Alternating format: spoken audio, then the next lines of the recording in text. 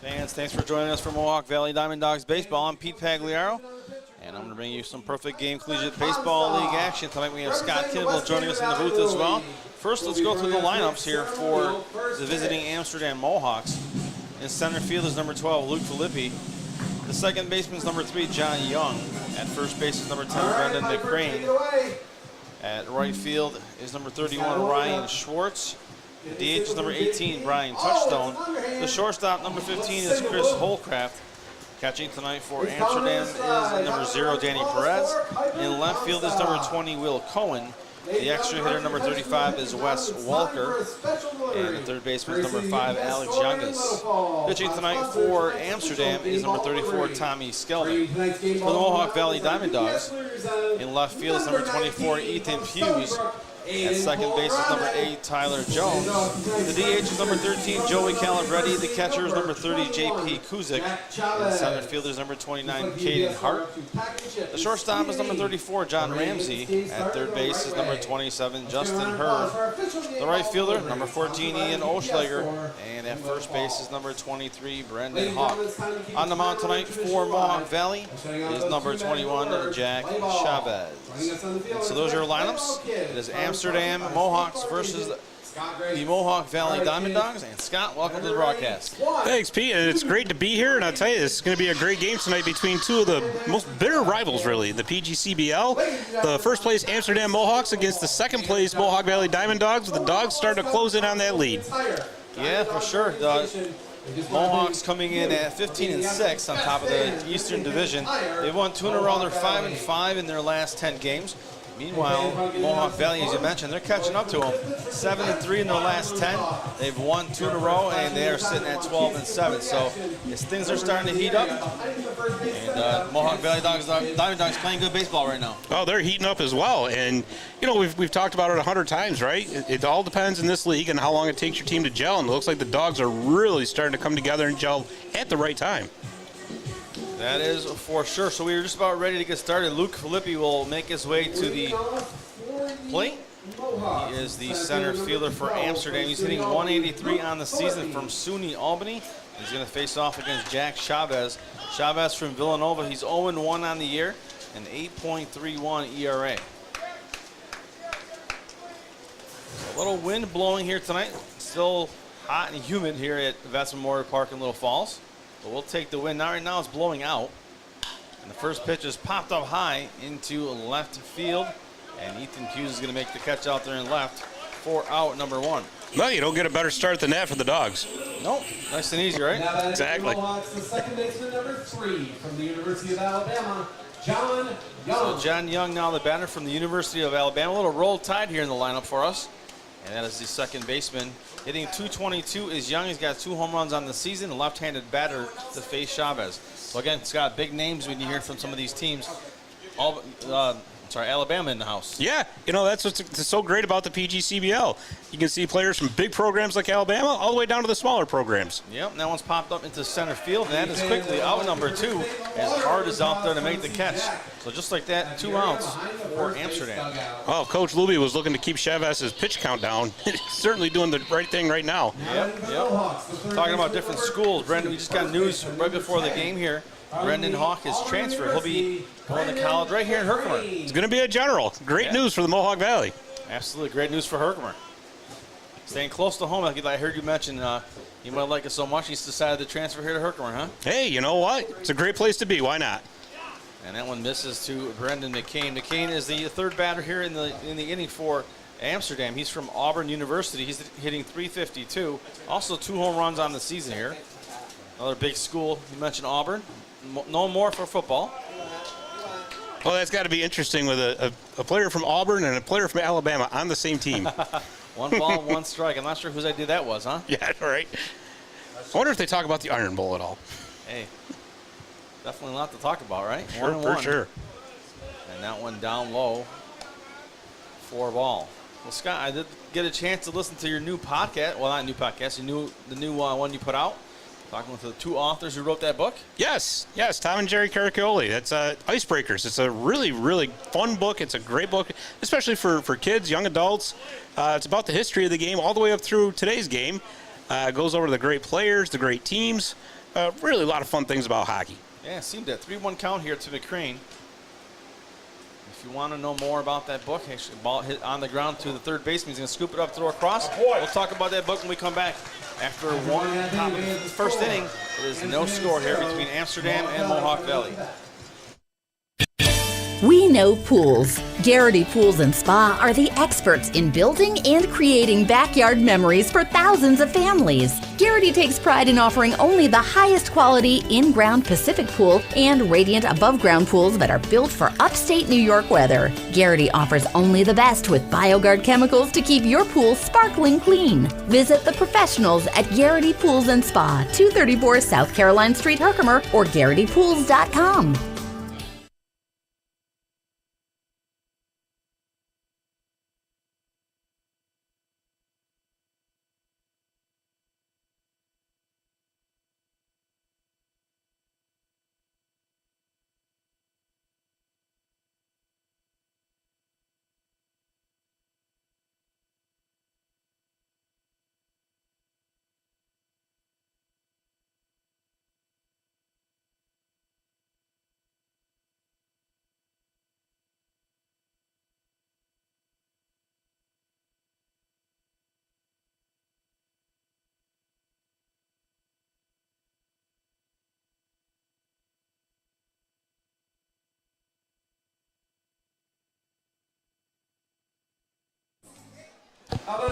And we are back, fans. Bottom of the first inning here, no score. DiamondDawgs, Mohawk Valley DiamondDawgs, and the Amsterdam Mohawks going at it.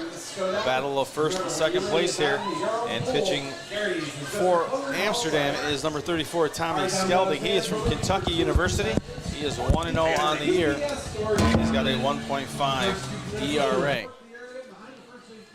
So Scott will join us back momentarily and take a important phone call here. And so Ethan Hughes will be the batter here for Mohawk Valley to start things off.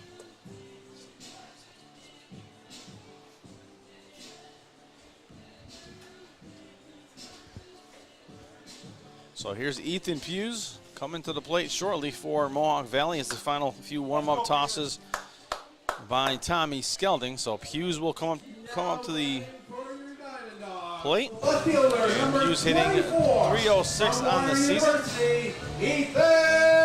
Scott is back with us. Quick little pit stop to make there. Yeah, sorry about that. Yeah, you know, Hughes is just another one of those dogs that just seems to be getting better as the season goes on. Sure has. Has a great batting average right now at 306. And would like to add on to that here with Skelding on the mound as he's wind and deliver. And that is inside for ball one to Hughes. So we were just talking about that book that you were talking about. Where can they find that book if folks are looking for it? So you can find Icebreakers on Amazon or at Barnes & Noble's website, or pretty much anywhere you get your books. And there's a swing and a miss for Hughes in the count, 1-1. Yeah, I was listening to the story, and they were talking about how they grew up playing hockey, watching hockey, and the book is kind of a way for them to get back. And just like when they were kids, they used to read those kind of books. So they want to put out a book like that as well. Well, yeah, and you know, we had talked about how, you know, books like those are the ones I always used to look for when I was a kid going to the library. And I think, you know, with the internet and digital age, that's kind of something that sometimes it gets shoved to the wayside, and you'd really love to see it come back. I agree. 2-1 pitch. And a little chopper to third base. Third baseman's going to scoop it up, and he's going to throw over to first. That is Younghaus over to McCrane for the out. You're right, Scott, when you mentioned that. You know, I had a book. Let me let you know who's batting first here. Tyler Jones is coming to the plate for Mohawk Valley. He's hitting .439, so I talk about a guy who's really hitting the ball right now. He is scorching hot right now. And just by coincidence, he's going to be our third inning interview. I did hear that. So Tyler Jones, the batter. We're talking about those books, and same thing for me. When I was a kid, I'd always used to sneak into my library. And that ball is hit right back to the pitcher, and he scoops that up. He's going to go right to first base with it. That was Skelding, and there is out number 2 of the inning. For your Dogs, the designated hitter number 13 from Seton Hall. So Joey Calabreni will come to the plate. So one of the books I always remember going to the library, and I actually ended up taking it, don't tell anybody, was a book about Gordie Howe, right? And I remember the cover, I remember what it looks like, and I don't know where it is anymore. I took it from the library and I put it in my bag one day and brought it home. I never brought it back. I read it about 100 times in the library, and I've always been looking for it to try to find it again, and I can't find it anywhere. Well, if it makes you feel any better, your library's looking for it too. Yeah, well, hopefully they don't hit me with the fee. To give you credit, give credit there. I have come clean. I've mentioned that I took it, right? 2 balls and no strikes. It was at the St. Agnes Library. St. Agnes School is no longer in existence. Library is no longer there, so I think I'm okay. Now's the time, It right? went to good use. The statute of limitations has run out. I don't think you have to worry about going to jail for Well, it. So. Unless they sent that to the Utica Library and they're still charging the fee on it. 1 ball, 2 strikes. But Well, if we don't hear from Pete for the rest of the season, that means he's working 4 jobs to pay off that book fine. if one of those sisters at St. Agnes finds out, I'm in trouble. Whoa. 1 and 2. There's a swing and a miss, and that'll do it for the inning. So 1 inning of play complete. Score remains 0-0. We'll be back after this. At GPO, we understand every member's journey is unique. That's why our employees take the time to listen, understand, and deliver personalized solutions that fit your life.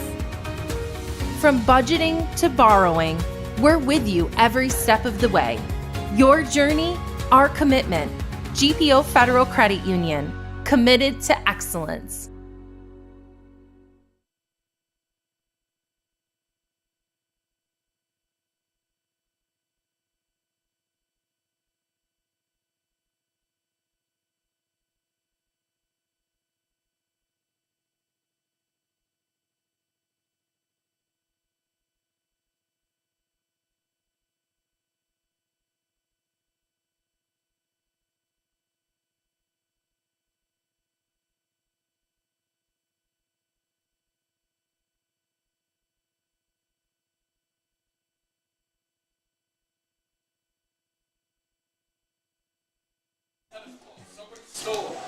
And we're back. We're having a good laugh here in the booth as our guy out here on play-by-play, Josh, is announcing some contests that are not happening. Apparently, we're missing some balls, so we can't do the contest. But we're doing the next contest, so. Well, these things happen sometimes, Pete. Hey, someone stole tennis balls. Apparently, they needed it for tennis. Well, the courts are right next door. They are, right? Some kid probably saw it as a souvenir. It's like, I'll take these. Yeah. I don't blame him. Maybe he took them for St. Agnes. Listen. Now that I said it, I'm kind of afraid because You just put that right out there in public, pal. I'm not worried about the fee. I mean, I'll just take out a loan to pay that off. I mean, it'll probably be as much as my house payment. But what I'm really worried about is a nun paying attention and listening. And I mean, they're tough, man. They don't hold back. Well, I recommend you get to church tomorrow. Oh, I'm going. It's funny you say that. Things are just coming together. My wife actually sent me a message. She's like, "Want to go to mass tomorrow?" So maybe she knew what was coming. So here's Ryan Schwartz, and first pitch to Schwartz is a ball. 1 ball, no strikes. Yeah, so it was great to listen to that interview, and those 2 guys, they were so enthusiastic about that book, and you can tell they just love the game. They've been around it for so many years. Yeah, and they've got other books out there too. It's just fantastic work that they do, and I highly recommend looking up all 3 books that they have out. Swing and a miss, and that is 1 and 1. Where are those guys from? Oswego. Oh, that's right. I didn't know that. Yep. 1 ball, 1 strike. Yeah, they did talk about Oswego days and all the guys that have come from Oswego to play hockey. Yeah. And that one is hit into right center field, and that's a base hit for. Well, he's going to go Schwartz. for 2. And he's going to get in there.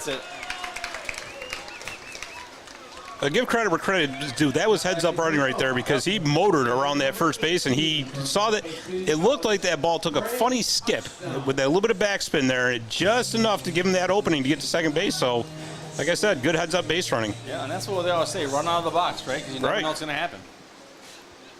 So Brady Touchstone is now the batter. Touchstone is the DH, hitting .355. He's got 1 home run for Amsterdam.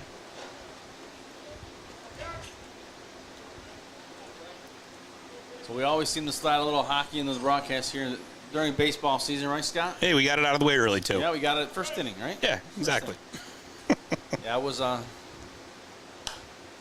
That one's falling off. I don't want to say I was bored because that would make it sound like I was watching. I was listening to your podcast because I was bored, but I was bored. Well, that's usually the reason. So I mean, that's like, no offense taken. How can I waste an hour of my time today? How can I waste an hour of my life that I'm never going to get back? I'm going to listen to Scott's podcast, I think. So I figured, you know what? At least I give it to my give a little credit to the guy that stands next to me once in a while. So, well, you got to make your appearance on there yet too. True. Yeah, one day. We keep talking about it. 1 ball, 1 strike. We'll see. It's got to be a big, big event. So we'll have to. When they throw the parade in town, then I'll come because Yeah. I'll be the guest in town. We'll have to make sure we have a huge parade for you. How's that? I got to send you my my list. When I do go on the podcast, I have a list of things that I need. Red Skittles. You can submit that to Dave. Ball hit on the ground to short. And there's a ground out. I don't handle that end of it. I'm saying, the red Skittles, the blue M&Ms, red Gatorade. You do know they'll be painted red and blue, right? So. Here's Chase Holcraft. Get the stale ones. Yeah. This is from Halloween 2012. It's like, quick, we're scrambling. Pete needs it. If we got to get him on this podcast, we got to do something here. Dave, quick, paint the M&Ms. There's the pitch. It is outside and low for a ball 1. So 1 ball, no strikes, 1 out to Holcraft. So we got a runner on second base here for Amsterdam in the top of the second. No score with 1 out. Holcraft hitting .283 on the season here. He's the shortstop for Amsterdam. Here's Chavez looking at that runner at second base. He's going to deliver the pitch. And that one missing just outside. And the count 2-0. Well, he's got a dance competition going on out there at second base with that lead. Very, very active. Very, yep. And trying to distract him, obviously, a little bit. Wow, those pitchers laser focused, though. Doesn't matter what they do back there. Stone cold. Yep. Here's the pitch. And that one's falling off here behind us. And the count now 2-1. So 2 balls and 1 strike to Holcraft. Again, a runner on second base. No score here, top of the second. As the boys from Amsterdam are in town. Big rivalry here between Mohawk Valley and the Mohawks. 2-1 count as Chavez looks at the runner at second base. He's going to kick, wind, and deliver. And that is popped up. And the second baseman is heading over. He's going to make the grab. And that is Jones making out number 2 after the pop-up from Holcraft. Well, what once looked like a very dire situation for the Dogs looks a lot better now. Amsterdam still has the runner out on second base, but now there's 2 outs. So we'll see if Chavez works his way out of this. Yep, 2 outs. Danny Perez will be coming into play here. He is number 0. He is the catcher for Amsterdam. I've always found that unique when somebody takes the number 0. Yeah. That's Yeah, that's a number you gotta have some confidence. I was just gonna say that, for sure. I got a funny story to share with you on number 0 in a second. So that one comes across for ball 1. So 1 ball, no strikes, and I can't remember the guy's name now. Oh, okay. So the guy got drafted. He takes number 0, and his last name is Fear. How about that? How many jerseys is that guy gonna sell? That's right up there with He Hate Me. Yeah. If you remember that. Yeah, I do remember that. And I saw that, and I'm like, that's a great marketing ploy. Just to take that number, right? Yeah. Maybe his agent had something to do with that. 2 balls and no strikes. I believe he was 0 in college, too. Yeah? Yeah, he was. I'm getting a head nod, so I believe he was 0 in college.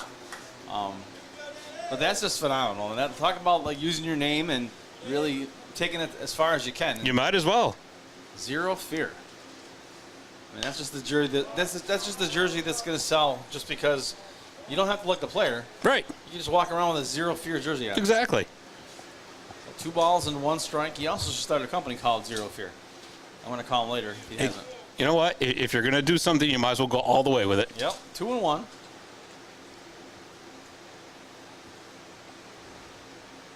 Two balls and 1 strike. Two outs. Runner on second base. Here's the pitch. And that's popped foul. And the count 2-2. Kind of like you went all in with CNY hockey, right? Yeah, it was something like that. CNY hockey report.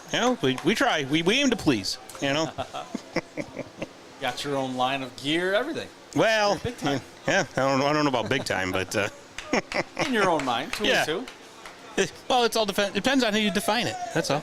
Right, 2 and 2. 2 balls and 2 strikes, 2 outs. It sounds kind of cool when you say you have your own clothing line. Or comical. Depends on who it is. 3 balls and 2 strikes. You have your own clothing line. Who's wearing those clothes? I am. Pretty much. Can't get the wife and the daughter in it yet? No. No? No, Like, no, they no, passed. They're like, no chance. So sales are up to 1. Like, look, we share our last name with you. Isn't that enough? 3 balls and 2 strikes. There's the pitch. And that is popped up. And Jones calls for it. And he makes the catch for the final out of the inning. And we head to the bottom of the second. Still scoreless here in Mohawk Valley. After 1.5. Spring into action and get started on your home projects with Little Falls Lumber. Get your free estimate today for that project, big or small. Little Falls Lumber. They're always happy to help. Stop by one of our 3 convenient locations and speak to one of our knowledgeable salesmen about your next project.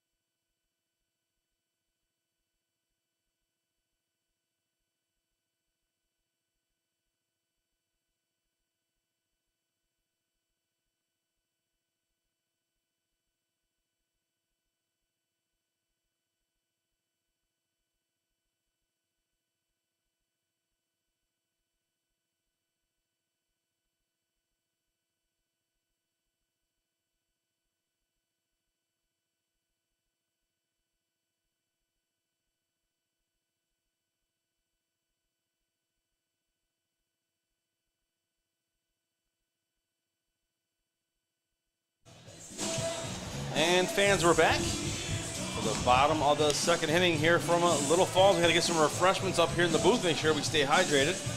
And so we were talking about books, and a guy, Essel here, who is a big lover of Syracuse area sports. He went to CNS. University, J.P. Kuzik. And here's J.P. Kuzik, who's going to come to the plate. So our friend Essel here, a CNS grad, was talking about Syracuse sports, and a book is out about the Syracuse Chiefs and Tex Simone and how he kind of saved Syracuse. His son wrote that book, John Simone Jr., I think. Junior? Just John Simone. His son actually played in the PGCBL 1 year, I believe, right? Yeah, John Simone's son. Yep, his son. So 1 ball, no strikes. So if you're interested in Syracuse sports history, make sure you grab that book, Saving Syracuse. 1-0 count. Oh, an awful lot of sports history in Syracuse, too. Oh, yeah. And there's a ground ball hit to the shortstop, who scoops it up for out number 1 here for the Dogs. And that was Holcraft at shortstop. The center fielder number 29 from Virginia Tech. You know, when you talk about Syracuse sports history, I mean, you have the hockey culture out there, which is amazing. The big rivalry with Utica. You have the baseball stuff, which is huge. They've been there for you. And then you have Syracuse University, and that breaks down into the basketball, the football, the lacrosse. So lots of history out there. There's the windup and the pitch. And there's probably more that I'm not even talking about that I don't even know about. Yeah, I would think so. It's All in one. Although I will say, speaking of history, the Crunch ran for the 2nd season in a row, the Canal Mules Night. I always thought that was so entertaining, and it's awesome. No balls and a 1 strike. There's the 1-1 count. It's really cool to see. Baseball's done it, I think, more than anybody. But like with the different logos, the different, for one night, how there's a certain team. It's really cool to see and how creative people get. Oh, yeah, definitely. That one's fouled off on the count 1 and 2. I've been talking to Trav over the years, and I said, well, he made the catch over there. I didn't mean to cut you off, but he was out of play. So. All right. Yeah, I can't see that far over. So I can't see all of right field. It was a heck of an effort, but. So 1 ball and 2 strikes. Yeah, I was just saying, I've been talking to Trav. I'm like, we got to do something where we change our name for a week or a day, and we always come back to something around cheese.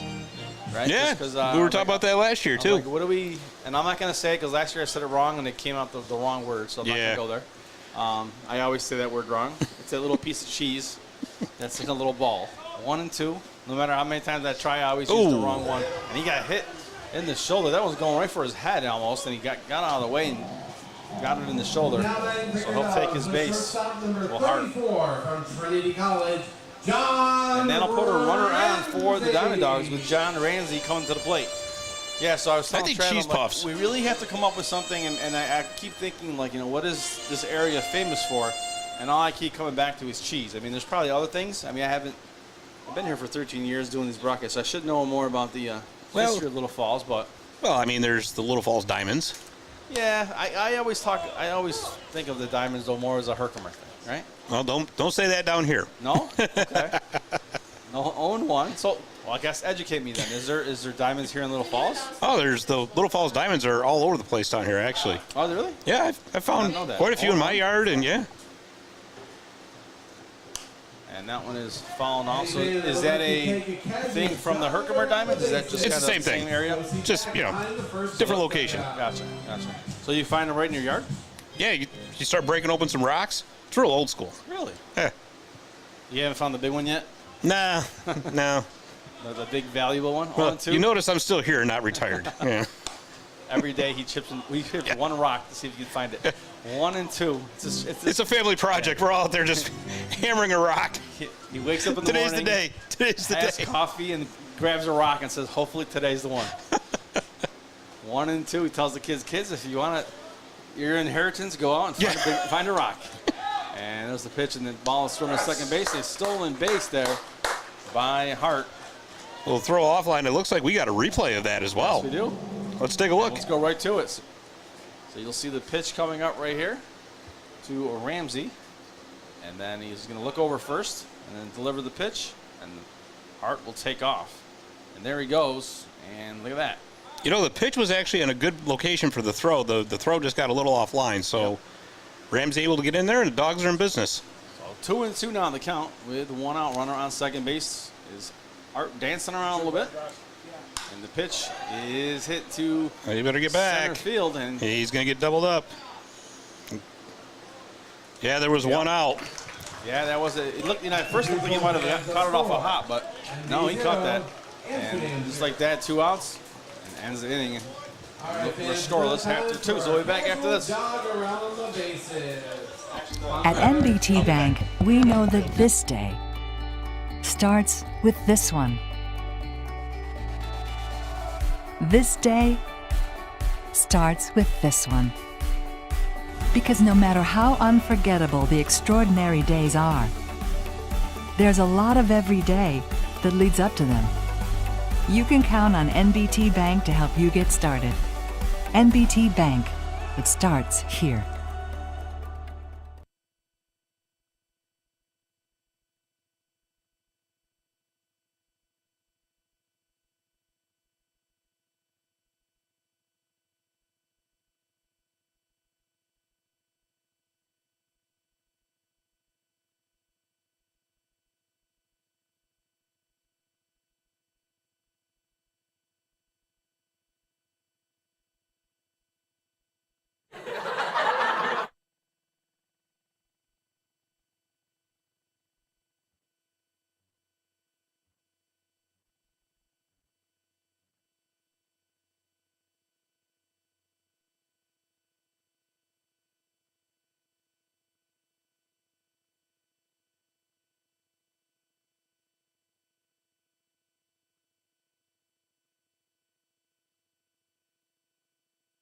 Hey fans, tell the world you are here at Veterans Memorial Park watching your Mohawk Valley DiamondDawgs.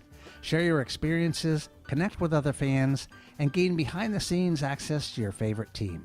For more information, visit mvdiamonddogs.com or like us on Facebook or follow us on Instagram and Twitter. And we are back. Scott left us for the interview coming up between innings. So top of the third, and here we go. And it is, let's see who we got up here. Is it Danny Perez or Will Cohen? Will Cohen, the batter, hasn't turned around yet, so I can't see his number here. Here's the pitch by Chavez, and that one is hit down the third base line. Third baseman tried to get it, but was unable to grab it as it went right past him, and that is a stand-up double for Cohen. So Wes Walker, now the batter. He's the extra hitter, hitting 278.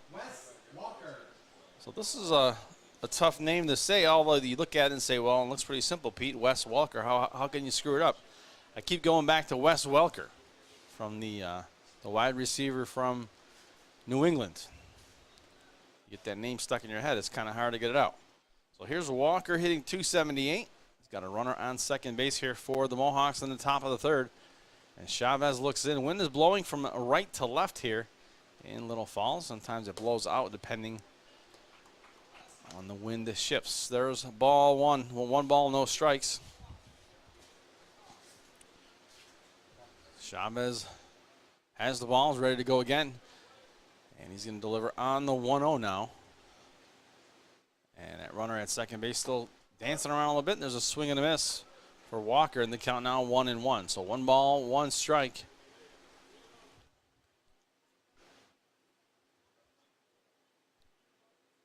One count. Chavez just settling in now on the mound. He's set to go. Got a 1-1 count, and he winds and delivers, and that's popped a foul by Walker, in the count now 1-2. So 1 ball and 2 strikes here to Walker. Will Cohen is at second base, reached on a double. 1 ball, 2 strikes. The windup in the pitch now coming from Chavez. Nobody out, and there's a swing and a miss for Walker, so he strikes out for out number 1. Now batting for the Mohawks, the third baseman, number 5 from Wake Forest, Alex Youngins. So Alex Youngins now the batter for Amsterdam. Amsterdam wearing their black uniform tops, a bunch of different colors. They got stripes going across the entire uniform vertically. And those colors are white, red, and looks like a grayish. They got gray pants, and your dog's wearing the black uniform tops with the hunter green dogs scrawled across the front with some white trim on the numbers as well. And white pants for the dogs. 0-1. Alex Youngis from Wake Forest, the batter. He's a left-handed batter for Amsterdam. Here's the pitch. Outside, ball 1, and the count now 1-1. So a ball and a strike to Youngis. Got 1 out here in the top of the third. We are scoreless. Coming to you from Vets Memorial Park in Little Falls, New York. Perfect game collegiate baseball league action. First place Amsterdam Mohawks are in town against the Mohawk Valley DiamondDawgs, who are sitting in second place. Amsterdam 15-6, the Dogs 12-7. A 1-2 count here to Youngis with 1 out. Chavez is set. Glances at the runner at second base and delivers the pitch. And that one is just a bit high, in the count now 2-2. So 2 balls and 2 strikes.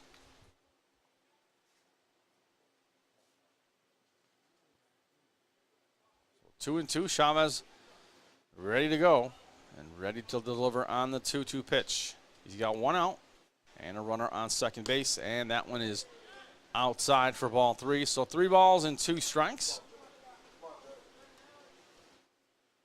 So great evening for baseball. It is a baseball weekend here in Little Falls. We got a doubleheader tomorrow And that is a 5 o'clock start. Make sure you come out for that game.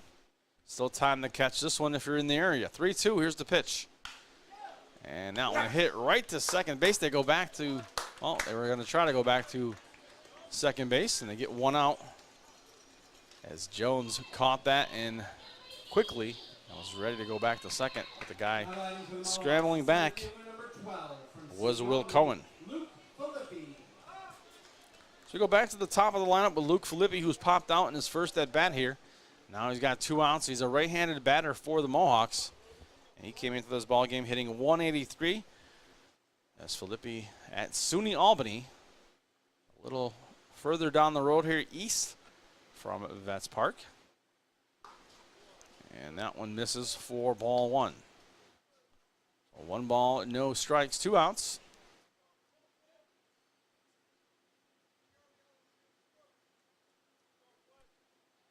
One out count with 2 outs here. Runner on second base. No score here in the top of the third. That one's fouled off by Filippi. The count now 1-1. So 1 ball, 1 strike. Don't forget, fans, between innings, we have an interview with Mohawk Valley DiamondDawgs Tyler Jones. So Tyler Jones, our between innings interview coming up after this inning here. So 1 out away, and we will hear from Tyler Jones. 1 ball and 1 strike, 2 outs. Chavez looking at that runner at second, who's taking a short lead right now. Here's the pitch. And there's a swing and a miss for strike 2. And just like that, the count now 1-2. So Chavez ahead in the count to Filippi here. So 1 strike separates you from the interview between Tyler Jones and our guy Scott Kinville. 1-2, here's the pitch. Runner takes off. And that's popped up foul out of play in the count 1-2. Well, ball and 2 strikes here to Filippi. Filippi out of the box momentarily as the ball is in play, but waiting for the runner to get back to second base. That is Will Cohen at second. Reached on a double. So Filippi battling at the plate with a 1-2 count here. 2 outs. And here comes the 1-2 pitch from Jack Chavez. And they're going to go back to first quickly as Chavez steps back and throws over to second base. Jones was covering.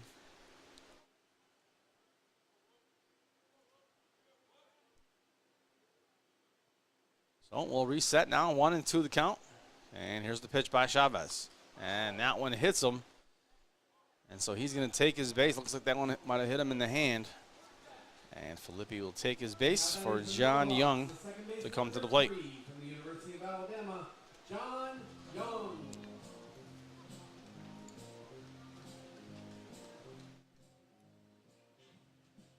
So looks like the trainer is going to come out. Also, looks like Coach Griffin coming about halfway. He's going to let his trainer go out and talk to him.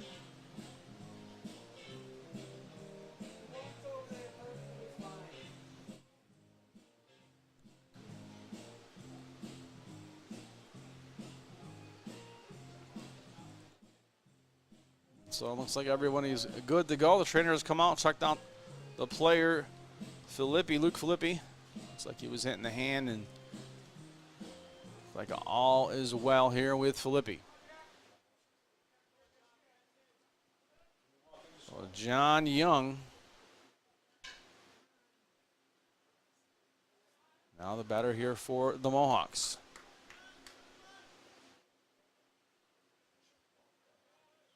Two outs, runners on first and second here for Amsterdam.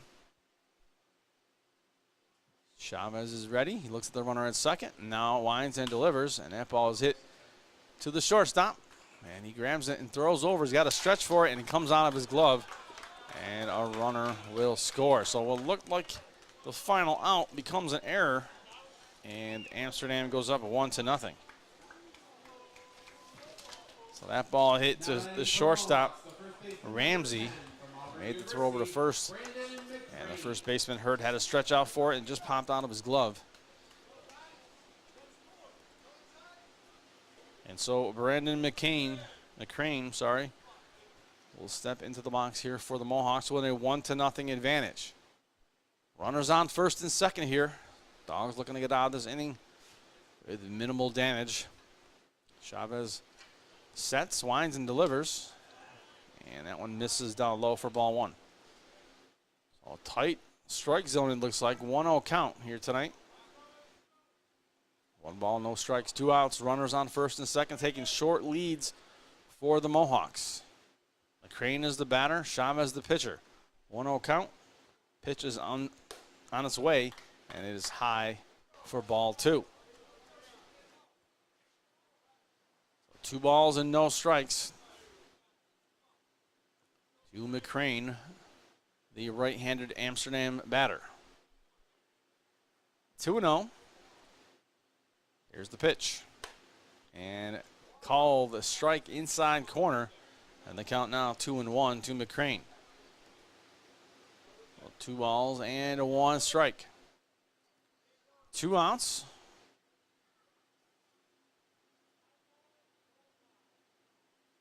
There's the windup and the pitch is outside from Chavez, and the count now jumps to 3-1. So 3-1 count. Chavez does not want to put him on base here with already runners on first and second. Only 1 spot remaining here. And that would load the bases for the Mohawks, a dangerous situation. 3-1. Chavez is set and ready to go. He's going to deliver on the 3-1 here. There's a big pitch here by Chavez. Runners take off, and that one is popped up in the air, and Justin Hurd will make the catch and end the inning. And the score remains 1-0 as we head to the bottom of the third.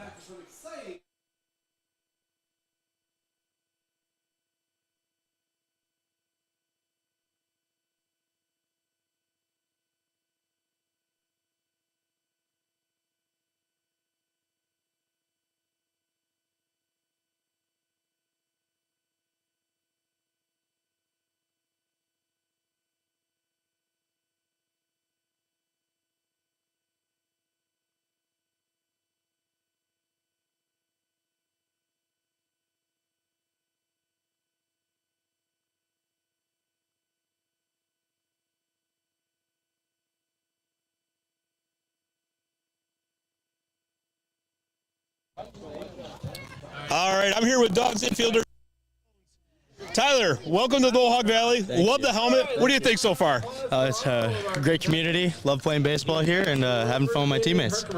Well, I got to tell you something. You look like you are having a ball out there every time you play. So I'm going to give you a fun question. Yeah. If you could give yourself a baseball nickname, what would it be? I don't know. All my friends, teammates back. Yeah, I mean, that's a video game reference, but I'll go with that. I love it. Bunker Jones. I love that.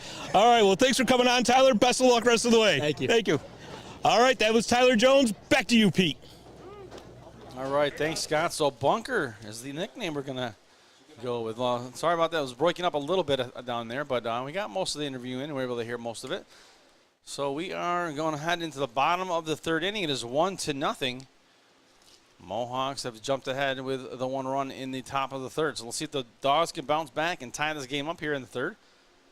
And coming to the plate for Mohawk Valley is the third baseman, Justin Hurd. And I apologize, I said Justin Hurd made the play at first. That was the first baseman making the play. That was Brandon Hawk. Got my H's messed up there. So here's Justin Hurd at the plate. He is ready to face off here against Tommy Skelding. Skelding sets, winds, and delivers. Swing and a miss by Hurd in the count 0-1. So no balls and 1 strike.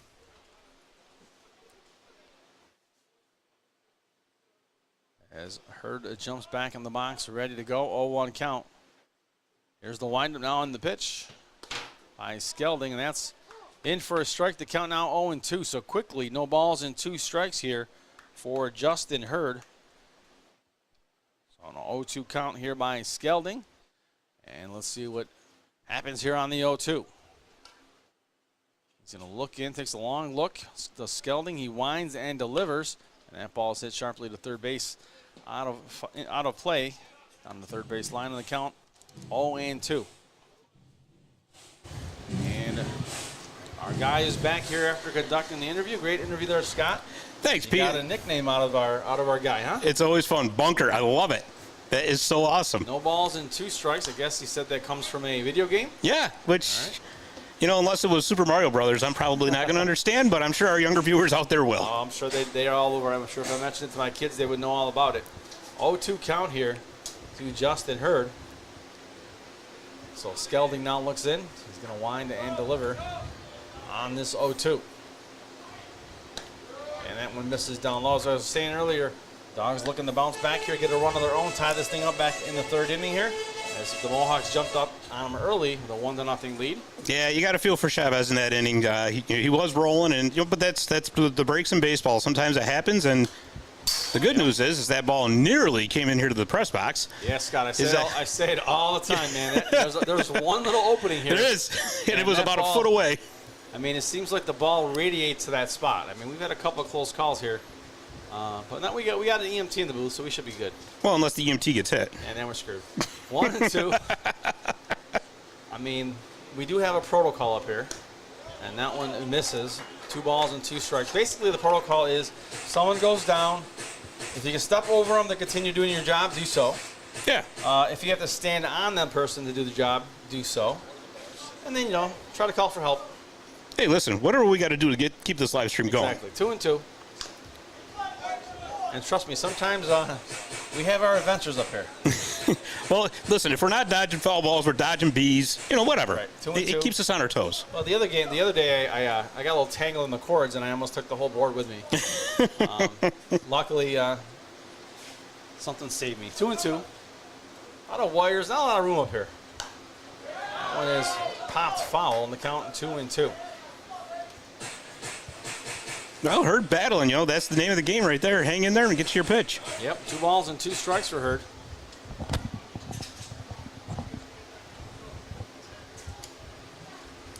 So 2-2 the count here to Hurd. Nobody on, no outs here in the bottom of the 3rd. Here's Skelding with the windup in the pitch. And then it's high for ball 3. So a full count here to Justin Hurd. The Dawgs will get on base any way they can. They'll take a walk here if that is the case. Yeah. Walk is as good as a base hit, as they say in baseball lexicon. Yep. 3-2 now. Listening to the radio coming in here, they're talking about the All-Star game coming up already. Can't believe it's already the halfway point of the season. I know. For baseball.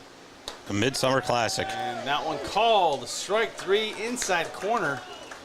And not sure how happy Hurd was about that call. Yeah, unfortunately, that was also just one of those pitches. Not much he could do with it. It was very well placed, and it was. And he got the call, too, so there you go. Yep, here's Ian Oslager now. Oslager, the right fielder. Pretty much the everyday right fielder. Once in a while, you'll see Hughes in right, but they swap mostly for Oslager to play right field. So tonight, Oslager's in right, and left field is, I just forgot my train of thought, Hughes. And then you got Hart in the middle and center. So here's the windup and pitch by Skelding. Down the middle, but low for ball 1. So that pitch down the middle, it's got to really be a little bit higher up because they keep calling. You won't give anything down low. Well, you know what, though? As long as he stays consistent. He's been pretty consistent with that pitch. And players will tell you that, Yep. Umpires have different strike zones, not too different, but I mean, some like to call a high strike, some like to call a low strike. But as long as they stay within that zone, yep, not a problem because you know what's going to be a strike and what isn't. Yeah, that one was in the same spot, a little higher. He called it a strike, 1-1. And that one takes a bounce off the dirt, throws up some chalk, and the count now 2-1. So yeah. Ian Oslager, 217 on the season. He is attending RPI. The Engineers. One of those smart kids, huh? Oh, boy, much smarter than I would dare say us. I would agree. 2 balls and 1 strike. There's strike 2 with the count now 2-2. Not even sure I'm smart enough to fill out the registration to get into that place. So that's a tough school to get into, man. 2-2. And it's amazing when you see these kids who get into these very prestigious schools and they're good at baseball too. Oh yeah. 2-2. RPI also one of the hockey schools you probably keep an eye on once in a while. The ECAC. Yeah. Both men's and women's. 2 balls and 2 strikes. And that one Misses for ball 3, and the count now 3-2. You know, we mentioned Olschlager being a part of that Dawgs outfield. You know, speaking of outfielders, some sad news today. Soon-to-be Hall of Famer Dave Parker passed away. I did see that. Very, very sad to see that. The Cobra. 3-2. And that one has fallen off. I ran into him in Cooperstown one year, and I made a mistake. Did you try to get to home? Did he gun you down from right field? I'm pretty sure it's him. So he never won a World Series, correct? No, he won it with Pittsburgh. Then it wasn't him. Then it was somebody else. Because I think I confused him with Parker. Right. So whoever it was had the same stature as Parker, looked like Parker. So I was talking to him, and I just thought, I was thinking he won a World Series. So he had a ring on, and it looked fancy. So I said, "Oh, is that your World Series ring?" He was not happy. That was his All-Star ring. Well, it's like, oops. 3-2. There's a swing and a miss. That'll do it for the inning. So Ian Olschlager strikes out. No, it won't do it for the inning. It's out number 2. I'm sorry. Now batting for the Dogs. And first baseman number showing you that I do make mistakes. I made another mistake. It happens. It happens. So Brandon Hawk will come to the plate. So yeah, whoever the guy was ready to kill me. Well, I was like, oops. These things happen. Probably brought up some bad memories for that guy. Yeah, Parker was a part of that 1979 Pittsburgh Pirates We Are Family World Series winning team. You know what? Now that I think about it, I think it was a player that played for Oakland. Okay. So I'm trying to remember who it was now, but I don't remember. Well, Oakland won a few in the 70s as well. Yeah, but it wasn't. The guy definitely didn't win one. Let me tell you. Gotcha. Because he made it pretty known. Was he perhaps a Boston Red Sox? No. I don't talk to those guys. Okay. 1-1. Just checking. 1 ball, 1 strike. It's the other team. 1-1. Just kidding. I do respect the Red Sox and all they've done. I just don't like them. 1 ball and 1 strike. I do like, and there's a swing and a miss, 1-2. I do like one Boston team. I am a Boston Bruins fan. Everyone always asks me, like, how are you a Bruins fan when you have such a hatred for the Red Sox and a hatred for the Patriots? It happens. You know, the story is pretty simple. My both of my cousins, one was a Islander fan. They were both brothers. One was an Islander fan. The other one, there's ball 2. Actually, I hit him. And he's going to take his base. Will Hawk. So a hit by pitch will put Hawk at first base with 2 outs. And Ethan Hughes now will come to the plate. So my cousin was an Islander fan. My other cousin was a Rangers fan. Their best friend was a Boston Bruins fan. And he came over to the house one day, and everyone was talking about their team. And he said he had an extra Bruins jacket. He got a new one, was getting rid of it. He asked if anyone wanted it as a joke because he knew that my cousins didn't want it. I was like, I'll take it. Yeah. And just like that, I became a Bruins fan. Well, hey, you know what? There's worse ways to become one. And I'll never forget that jacket, man. You know how the first jacket you get, sometimes you always remember it? Yep. That was one. It was that satin-looking pleather jacket. Yes. And it had the B on the right part of the chest. And then it with had the striped collar. Yep, striped collar, and then they had the button-down snappets on the front. Well, you know who also? Nothing on the back. I'm pretty sure there was nothing on the back. Well, you know who else wore a jacket like that was legendary Bruins head coach Don Cherry. Yes. I love that jacket. Now I can't really find one like that anymore. No, those are definitely pleather jackets are no longer in. A relic from the past. And you think about it, like, I wish I kept that thing. 1 ball, no strikes. I also had. Remember when the starter jackets came out? We all wore them, right? Mm-hmm. Azul's shaking his head. He probably had a Raiders one. I'm telling you, I know he had a Raiders one. And that was a cool one back in the day. I thought he had a Bills one. No, come on. 2 balls and no strikes. The Raider one was a cool one. And you had to be a certain kind of kid to wear that one. I had the first one I think I had was the San Jose Sharks when they came out with those cool colors. Wow. Right? I mean, the cool teal. It's like, man, I wish I kept that one. I will say that those original Sharks jerseys, both the home and away, were amongst the best of all time. Those 2-0, those teal colors. I mean, the colors now are so cool. Well, with the silver. The silver is what accented it, you know? But now the teal is a little different. It's a little darker of a teal. 3-0 count. How do we know this stuff? How do we know the color tint of these jerseys? We just sit there and watch sports all day. That's what we do. 3-0 count. Couldn't tell you what we had for breakfast, but we can tell you about a different tint of teal. I can't remember how I got here. And there is strike one. 3 balls, 1 strike. Right. We can't tell you what we had for breakfast. Can't tell you the name of our kids, but we can tell you the first team that came to the NHL and the expansion team. What jersey? What color teal they had on their jerseys? Talking about expansion teams. How about Florida? The Florida Panthers. Yeah. 3-2. There's a swing and a miss. There's a dynasty in the works right there. I mean, there's a team that basically, when they started playing hockey, couldn't keep the ice frozen, right? I mean, they always struggled with keeping the ice frozen. Now they got quite the system there, I heard. And the They ice thought it was good. just for drinks. They kept chopping it up into ice cubes and putting it in their drinks, 3-2. Here's the windup and the pitch, and it is popped up into foul territory. And big weekend for the NHL draft. And the Islanders secured a big pick in the number 1 player that they selected. I don't know much about him. You probably know more. But everyone's really excited about him going to New York. Well, they made the big trade there with Noah Dobson, too. They got those 2 first-round picks. Everybody thought they were going to use those to move up to get James Haggins, but your Bruins snagged him at 7. 3-2. The ball's hit to the shortstop. Big, long throw. And he's safe. He beats it on at first base. That's going to put runners on first and third here for the Dogs. And once again, heads-up base running, this time by Brandon Houck. Yeah, he saw the throw going over, and he just motored around second and headed towards third. From George Washington University, Tyler Jones. Runner in scoring position here for the Dogs. They look to tie this game up, and it looks like the trainer's going to come out. And heading over to, looks like the shortstop. And the shortstop is walking over. And it looks like he's got blood from his nose. So we'll just patch him up, sure, and we'll be back right at it. We're going to probably stick some swabs up there, and we'll be good to go. So with 2 outs, we got runners on first and third. So yeah, big weekend for the NHL with the draft. Also, lots of trades in the NBA because they also had their draft, and lots of activity going on the trade wire, and guys getting signed left and right in different places. So a lot of interesting things going on. Always exciting times. Even though the play stops, the play never really stops. It's not. I mean, look at the NFL machine. It just keeps going and going. They do it better than anybody else, I think.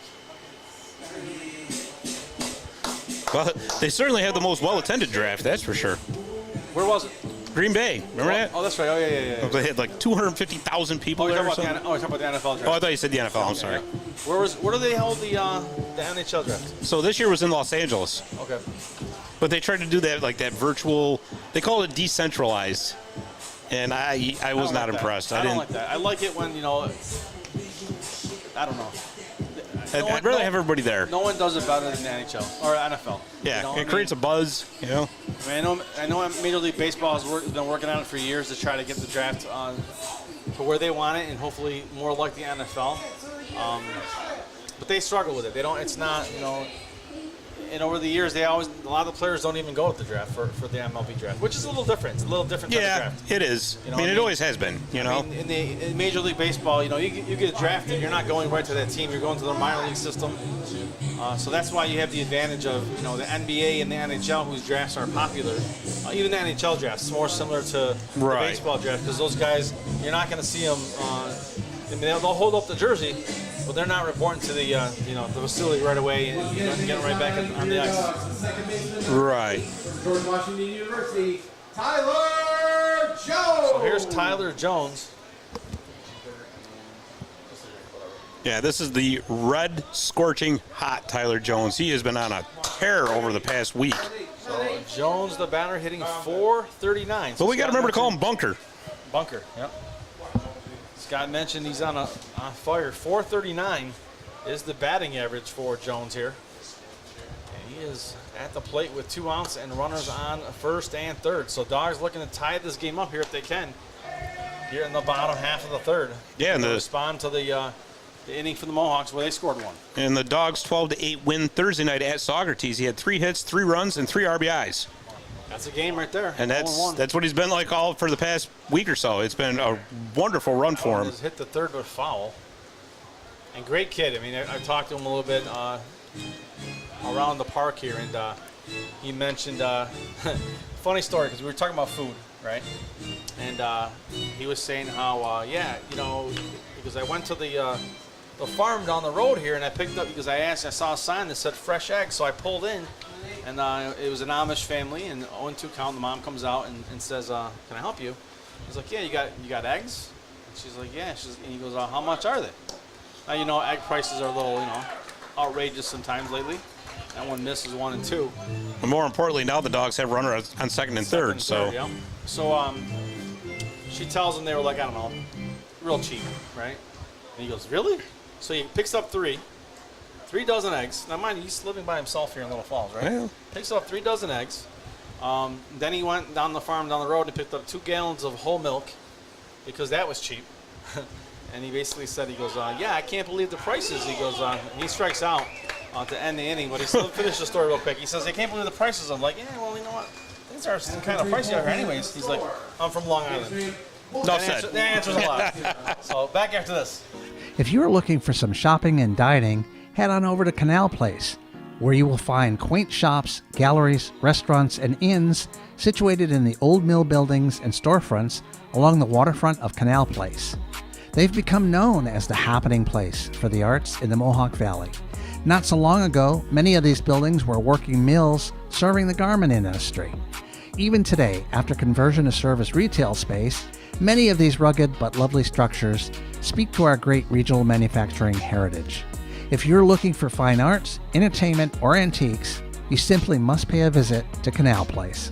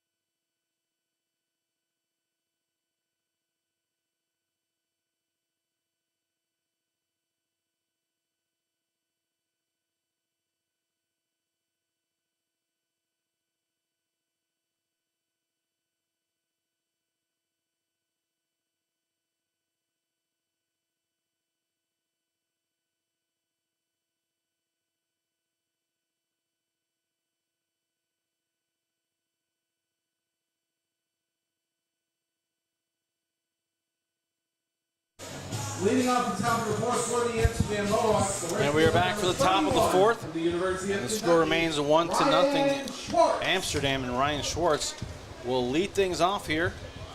So Ryan Schwartz, the batter, he is hitting .464 is Schwartz. He had a double in this game already, Scott. So he's on fire too. Yeah, that's definitely not somebody you want to leave a hittable pitch. No. We're just talking about Scott's schedule in the upcoming days, so he's not going to be here tomorrow, as he is starting a long shift. That one has popped up, and the first baseman makes the grab, and that is out number 1. So a grab there. Well, that's certainly one way to stop a red-hot hitter right there. That's how you want to pop him up and call it a day. So Brady Touchstone now the batter. So yeah, Scott's going to be working a long shift. Yeah, that's life in the firehouse. Yeah. Yeah, he lives in the firehouse when he's working. So in firehouse duties, he also does some media work with a local media company in the area. I can say it, WKTV. Yeah, absolutely. And of course, don't forget My Little Falls and the Daily Post. They're a sponsor, so we're not giving away any free sponsorships. No, here. not at all. Great place to work too. Yes. He does the little bit of everything, right? He gets hit by a pitch there, does touchdown. Well, I was going to say, I didn't get hit by a pitch, so that's one thing I don't do.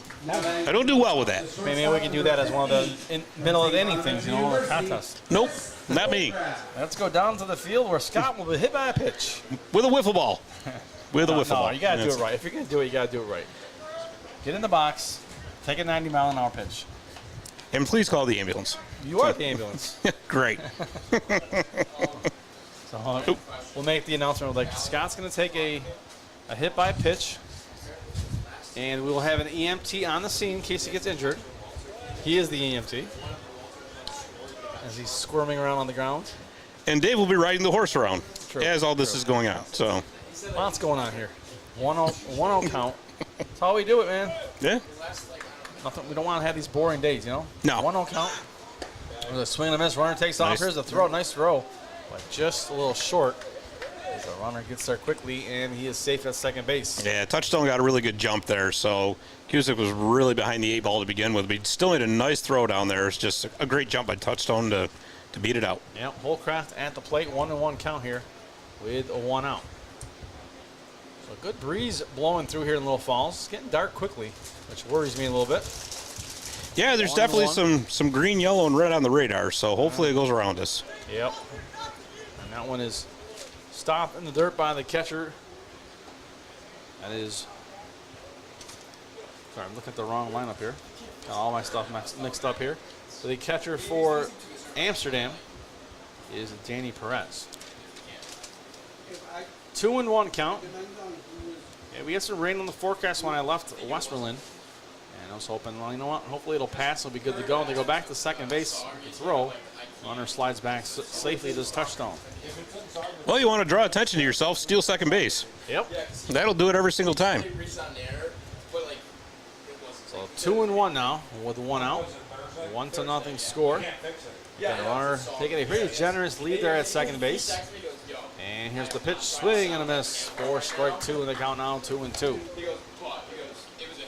2 balls and 2 strikes with 1 out. Amsterdam leading 1-0. Holcraft at the plate. Danny Perez is on deck.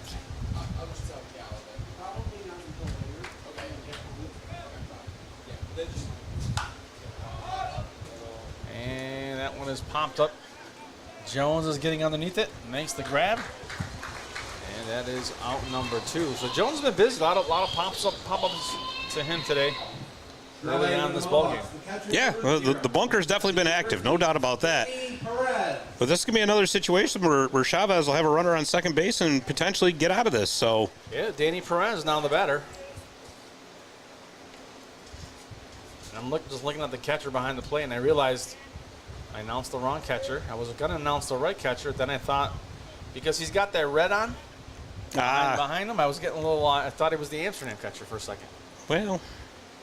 Too much to think about up here, man. Holy cow. That one is popped up high.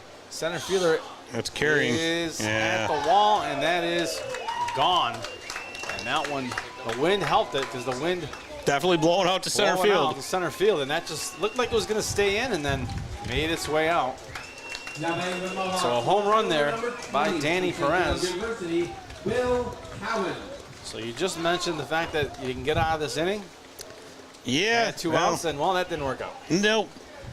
So 3-0 the score now, as Touchstone comes home after the Danny Perez home run. So Will Cowan now the batter. So a 3-0 advantage here for Amsterdam. Now this is a team with Amsterdam that you don't want them to get too far ahead because it's tough. They got good pitching all the time, and their bats are always hot. It seems like. Well, they're leading the East Division for a reason, right? And you don't want to like you said, you don't want to let these guys start running away with the game because they're going to be very difficult to come back against. Right, 0-1 pitch. That one was a strike to Cohen in the count 0-1 with 2 outs. But we always talk about the dog bats. Dogs always grinding and always working hard. So not 3-0 lead is nothing they can't overcome. We've seen them overcome multiple run deficits before. Yeah, we've seen this is not something new. Even this season, I think we saw 6-1 deficits, and they came back. So 1-1 count now to Will Cohen.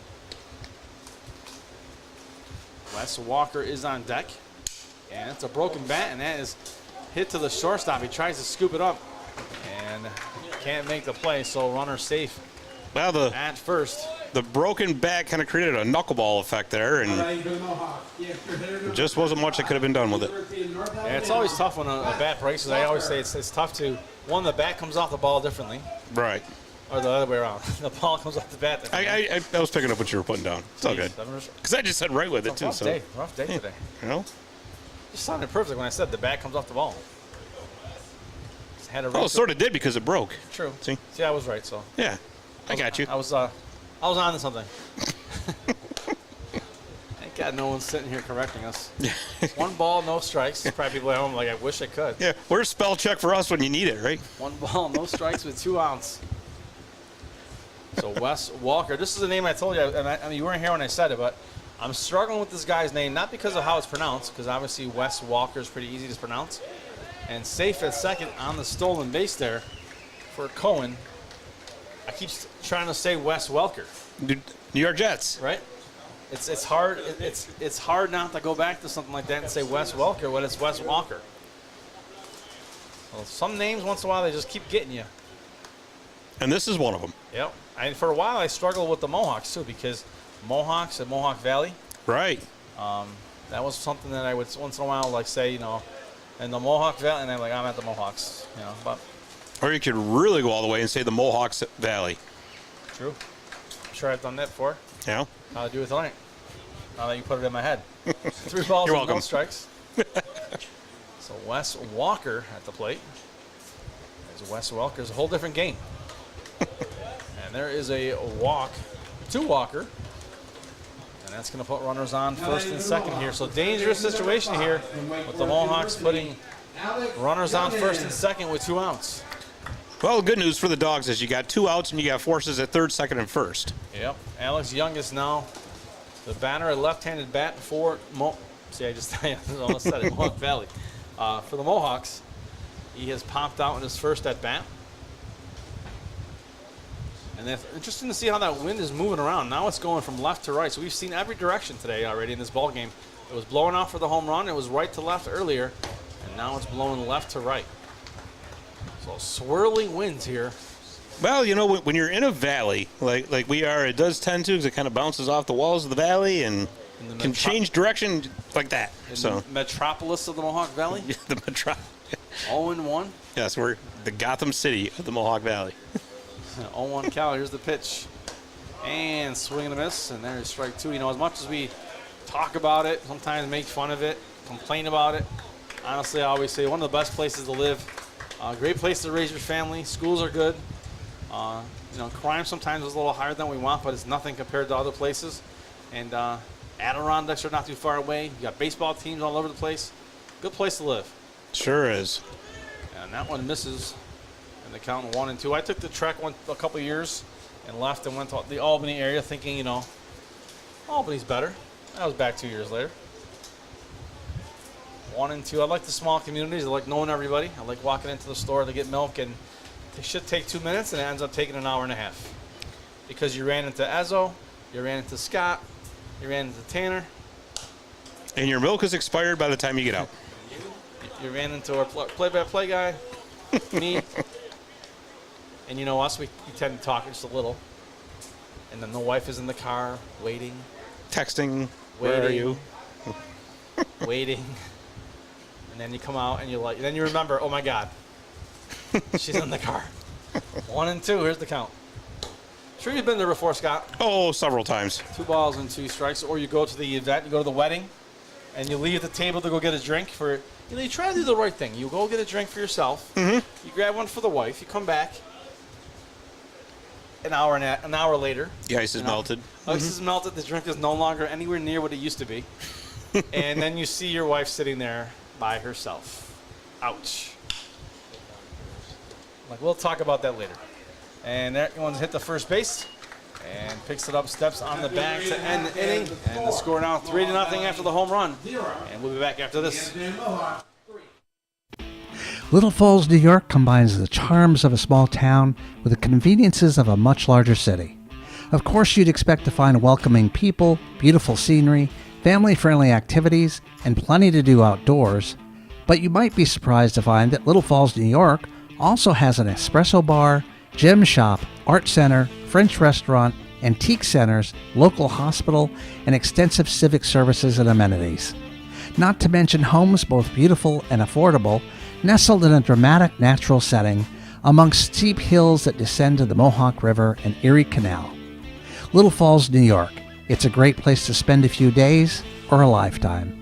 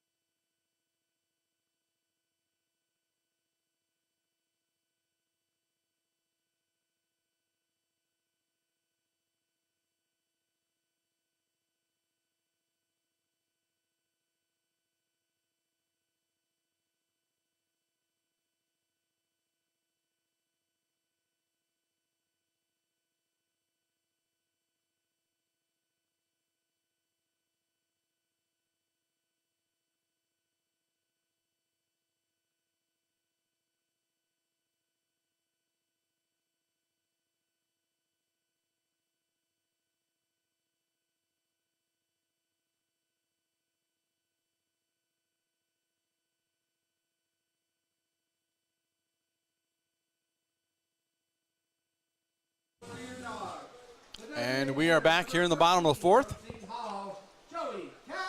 And it'll be Joey Calabretti coming to the plate here for Mohawk Valley. So we're keeping an eye on the forecast as there is some turbulent weather down the thruway. We're hoping it passes us here.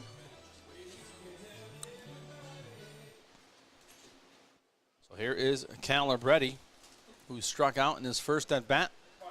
New pitcher on the mound here for Amsterdam is Aristam Visi. And the first pitch from Visi, swing and a miss, and the count 0-1. So no balls and 1 strike. So if you're watching at home, cameras are going to change angles just a bit for a little bit because we got that weather we think might be on its way. So we're just taking some precautions to make sure our equipment is safe. And as soon as everything clears up, your views might be back to normal. But right now we're going to go with the behind the plate view. A little different. A 1 ball, 1 strike. So VC now winds and delivers, and it is outside for ball 2. So 2 balls and 1 strike.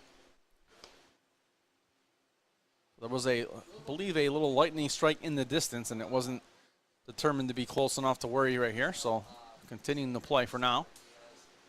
So 2-1 the count.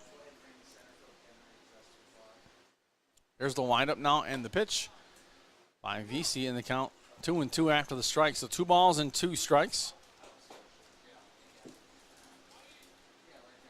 Calabretti from Seton Hall is the batter. 2-2 now. Here's the windup now and the 2-2 pitch from VC. It's high for ball 3. So 3 balls and 2 strikes. Now full count to Calabretti. Nobody on, nobody out. 3-0 the score. Mohawks ahead here in the bottom of the 4th. So fans, make sure you mark your calendars for tomorrow. We have a doubleheader, finishing the first game of the doubleheader in the 9th inning with Socrates here. And then the second game will start shortly after that one. So a 3-2 count here to Calabretti. 3 balls and 2 strikes, nobody on, nobody out. 3-0 lead for the Mohawks. VC sets. He's going to wind and deliver on the 3-2 pitch here. Right-hander is VC. And there's a swing and a miss by Calabretti. He strikes out. And that is out number 1. For your Dogs, the catcher number 30 from So Fairfield J.P. University, Kuzik now. J.P. The batter from Fairfield University hitting .360. He grounded out in his first at bat here this evening.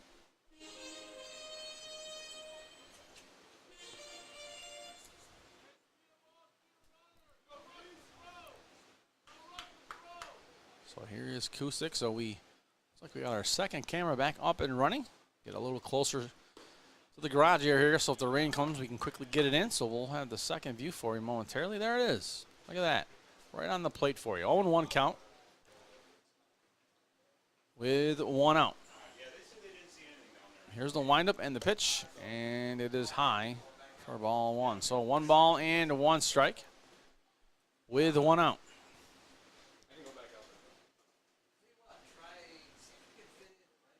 1-1 pitch. And that one misses for ball 2 in the count now, 2-1. So 2 balls and 1 strike to J.P. Kuzik.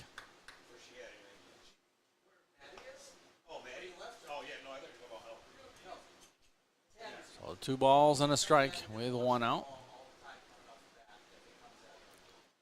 And that one called a strike. The count now 2-2. So 2 balls and 2 strikes with 1 out here to J.P. Kuzik. Again, nobody on with 1 out. 3-0 the score. Mohawks ahead here in the bottom of the 4th. Kuzik the batter with 1 out. And that's fouled off by Kuzik. And the count 2-2. 2 balls and 2 strikes to the catcher, J.P. Kuzik.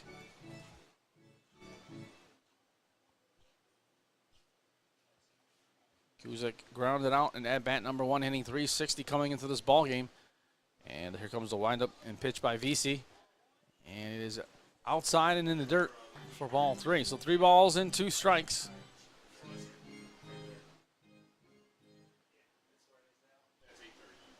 Three and 2.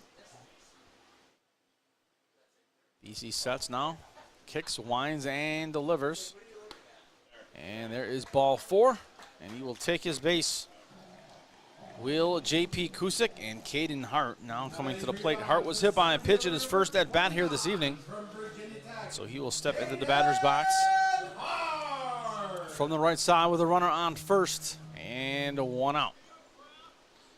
VC is your pitcher here for the Mohawks.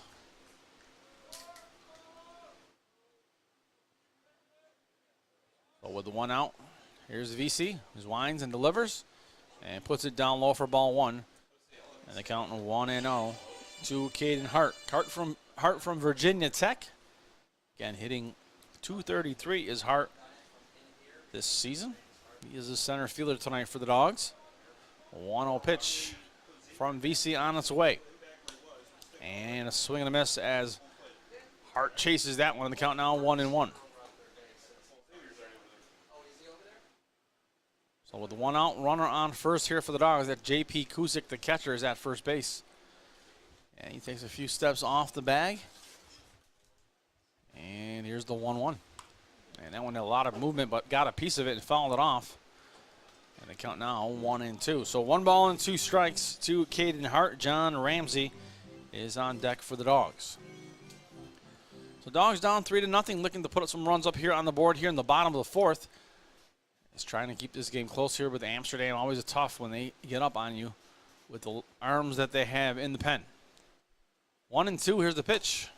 And that one misses, and the count now even at 2-2. So 2 balls and 2 strikes. A good crowd here for this Saturday evening ball game here. A lot of Amsterdam fans here to the left of us down the third base line. Always a bunch of Dogs fans. I always say the Dog Pound faithful always here, and then you add some more who decide to make the trip to see the game. Sometimes the parents are here of the players. They make the trip during the summer. So always good to see mom, dad, aunts, and uncles, grandmas come on down and cheer on the Dogs. 2-2 with 1 out. Here's the pitch. Outside, ball 3, full count now. So 3 balls and 2 strikes here to Caden Hart. Caden Hart looking to get on here with a runner on first already, 1 out. Dogs knocking on the door here in the bottom of the 4th. Here's the pitch. And swing and a miss. 4 strike 3, and down goes Hart, and that is out number 2. And John Ramsey now coming to the plate. 34 from Trinity College, John Ramsey. So John Ramsey now the batter here for the Dogs. Right-handed batter as Amsterdam is shifting everybody to the right. The outfield shifts over, and the count now ready to get started here against John Ramsey. Here's the first pitch to Ramsey. Swing and a miss, 4 strike 1. So no balls, 1 strike with 2 outs.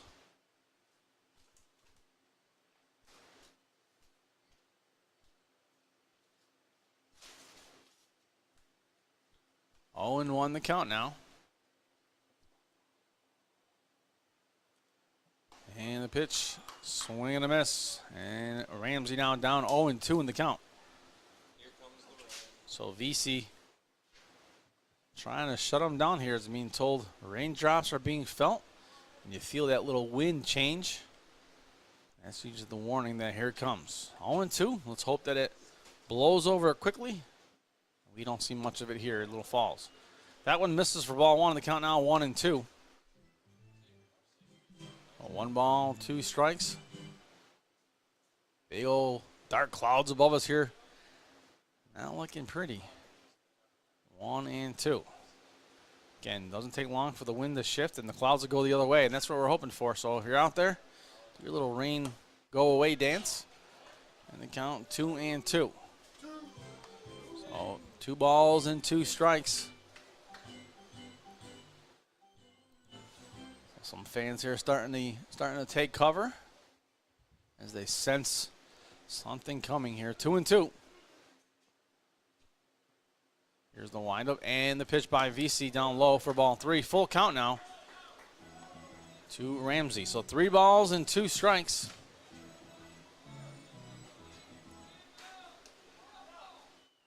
And timeout called by the catcher, putting some instructions out.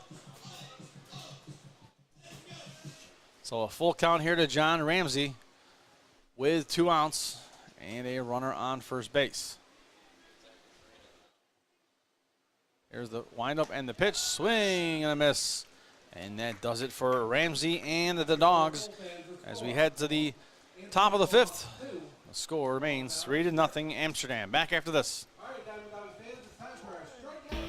Little Falls, New York combines the charms of a small town with the conveniences of a much larger city.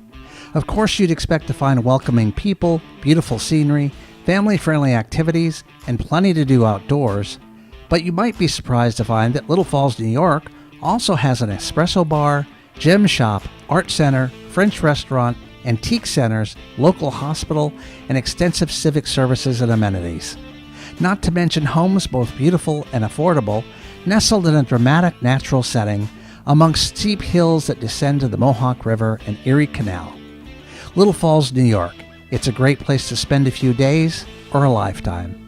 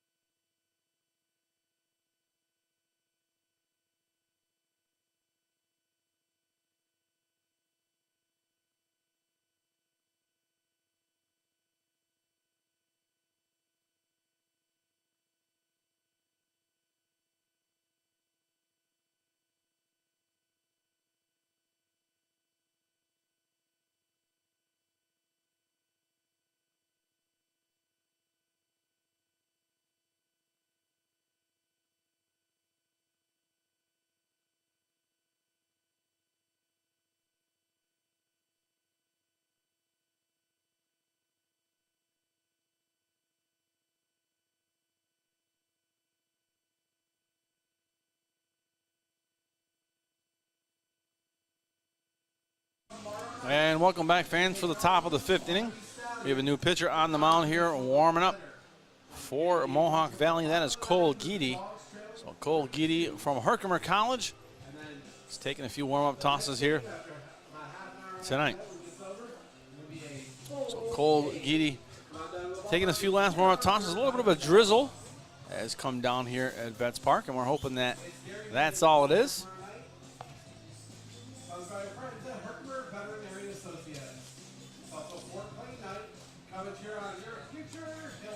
So Geedy taking a few more warm-up tosses before we are set to go. We wait the first batter of the top of the 5th to make his way here into the batter's box for the Mohawks. Geedy still warming up. Home plate umpire looking up, and he's seeing a lot of dark clouds. He's like, how's this going to end?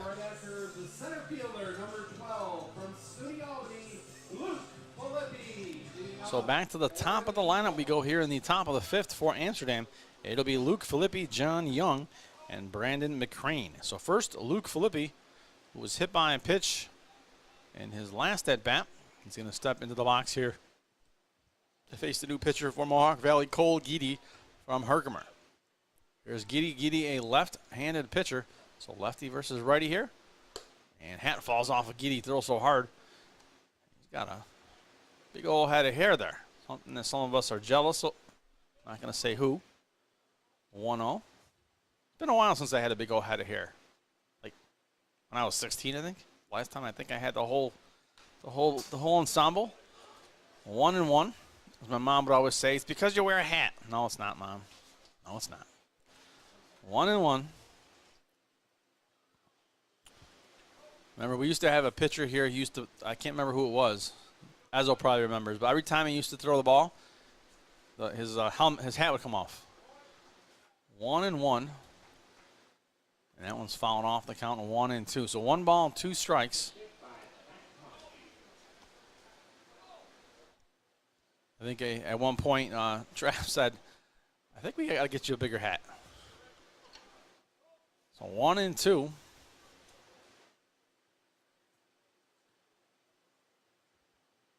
One ball and 2 strikes, nobody out. Here is Luke Filippi at the plate. And that ball, a lot of movement, called a strike. And that ends the at-bat for Filippi. A nice pitch with a lot of movement. And so John Young now the batter. So here's John Young, lefty. So it'll be lefty versus lefty here with Young versus Cole Geedy with a 1 out. Young will step into the box. He reached on an error in his last at-bat here tonight. So Young is ready to go. Geedy sets. With that wind blowing out again. Here's the pitch. And that one called a strike. Is that ball moving away from Young? Nice pitch there by Geedy. And the count 0-1. Well, no balls, 1 strike. So it looks straight ahead. You probably can see it in the camera view. Actually, I'm looking at the camera view right now. You can see all those clouds look a little iffy over there, but we do have the sun coming out too. So we're trying to figure out exactly what's going on, which you know how it is with this weather in central New York. It could rain, it could snow, it could be sunny, all within 10 minutes. 0-2. Part of the reason we love it here, we have all the seasons. And that one is fouled off. Some seasons are a lot shorter than others, and some are way too long, depending who you ask. I mean, some of the folks like the snow, like to ski, like to do the snowmobiling. Some of us like the summer. Some like the fall. A lot of fans of the fall with the pumpkin spice going on, right? Seems to be everyone's favorite word in the fall. And that one misses for ball 1-1-2. As the whole pumpkin spice thing sometimes gets a little out of hand. I mean, you go fuel your gas tank, you can get, pumpkin spice flavored gasoline nowadays. It's crazy. 1-2. Here's the windup and the pitch. And above his head, that was a little outside, just a little. On the count, 2-2. 2 balls and 2 strikes here to Young with 1 out here in the top of the 5th. Amsterdam leads 3-0.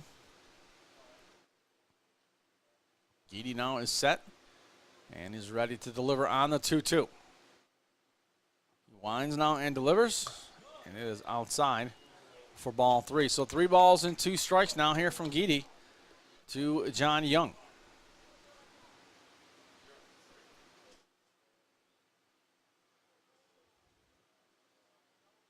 Well, 3 balls and 2 strikes, 1 out. Here's the 3-2 pitch, and that is fouled off by Young. He hangs in there, and we will reset and do it all again with a 3-2 count.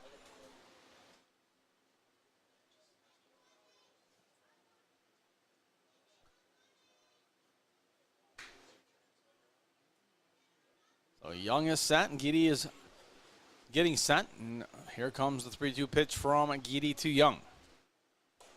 And that is left high by Young, and that is ball 4. And he will take his base, Will Young, as Brendan McCain comes to the plate. Number 10 from Auburn University, Brandon McCrane. So Brandon McCrane now the batter here for the Mohawks. McCrane, a right-handed batter to face the lefty here in Geedy.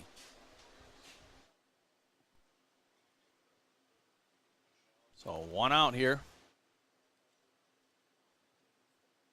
Runner on first here for Amsterdam. They lead 3-0 here in the top of the 5th. And back to first base goes Geedy. And the runner slides back.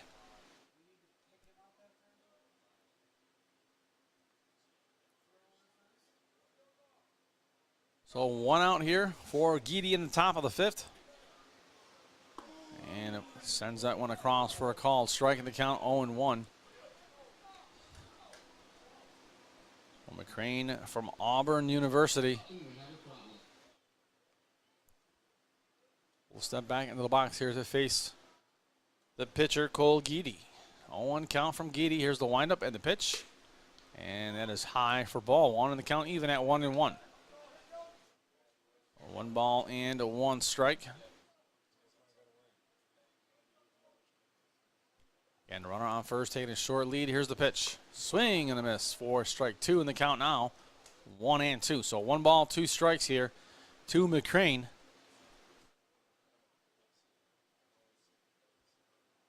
And McCrane steps out before he makes his way back into the batter's box. As Geedy is looking in, looks to the runner at first base, takes the long stare and delivers the pitch now. And that one misses. And not sure what happened there. What's the count? So why is the runner at second base? What's the count?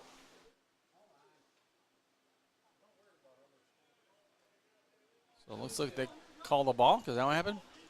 So runner now on second base with a 2-2 count. 1-2. Let's correct that. 1-2. We were just told by the umpire. A little confusion here. 1-2, 1 out. Runner on second base. And Brandon McCrane at the plate. Here's the pitch. Swing and a miss for strike 3. And that is out number 2 here for the Mohawks. And Ryan Schwartz now will come to the plate. Ryan Schwartz. So Schwartz now will be the batter. J.P. Kuzik out on the mound to talk to his pitcher, Cole Geedy. A little conversation about the runner at second base. And the situation here with 2 outs.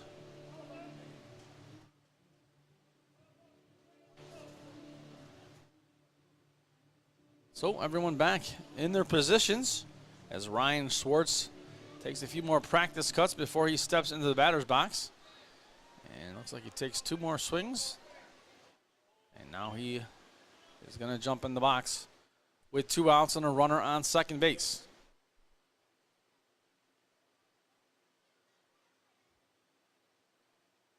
Well, 2 outs. Here's the pitch. Swing and a miss for strike 1. And the count 0-1. So no balls and 1 strike with 2 outs here to Ryan Schwartz.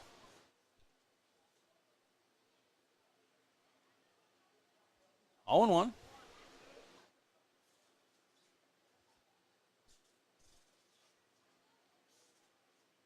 Here is the windup now and the pitch.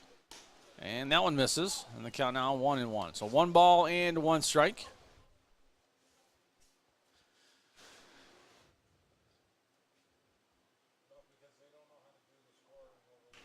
One count, 2 outs. Runner on second base, taking a short lead. Here's the pitch by Geedy. And down the middle for a called strike 2 in the count now 1-2. So sunny now as the clouds have moved away, seems for now.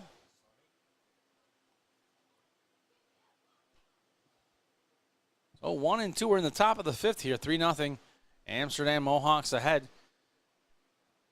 Geedy winds and delivers, and here's the throw to third, and that one gets by the third baseman. And the runner's going to stay put at third. That is Young. But now runner in scoring position here with 2 outs and 2 balls and 2 strikes for the Mohawks. So deuces wild here in the top of the 5th inning. 2 balls, 2 strikes, 2 outs. And Ryan Schwartz now will jump back in the box. 2-2. 2 outs. Again, runner on third base for the Mohawks. Here's the pitch. It is high. Big stop by J.P. Kuzik as he jumped up in the air to keep that ball in his mitt.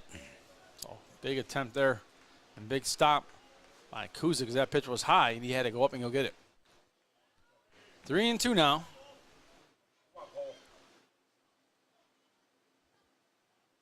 Schwartz the batter, 3-2 count. Here it comes. Outside ball 4.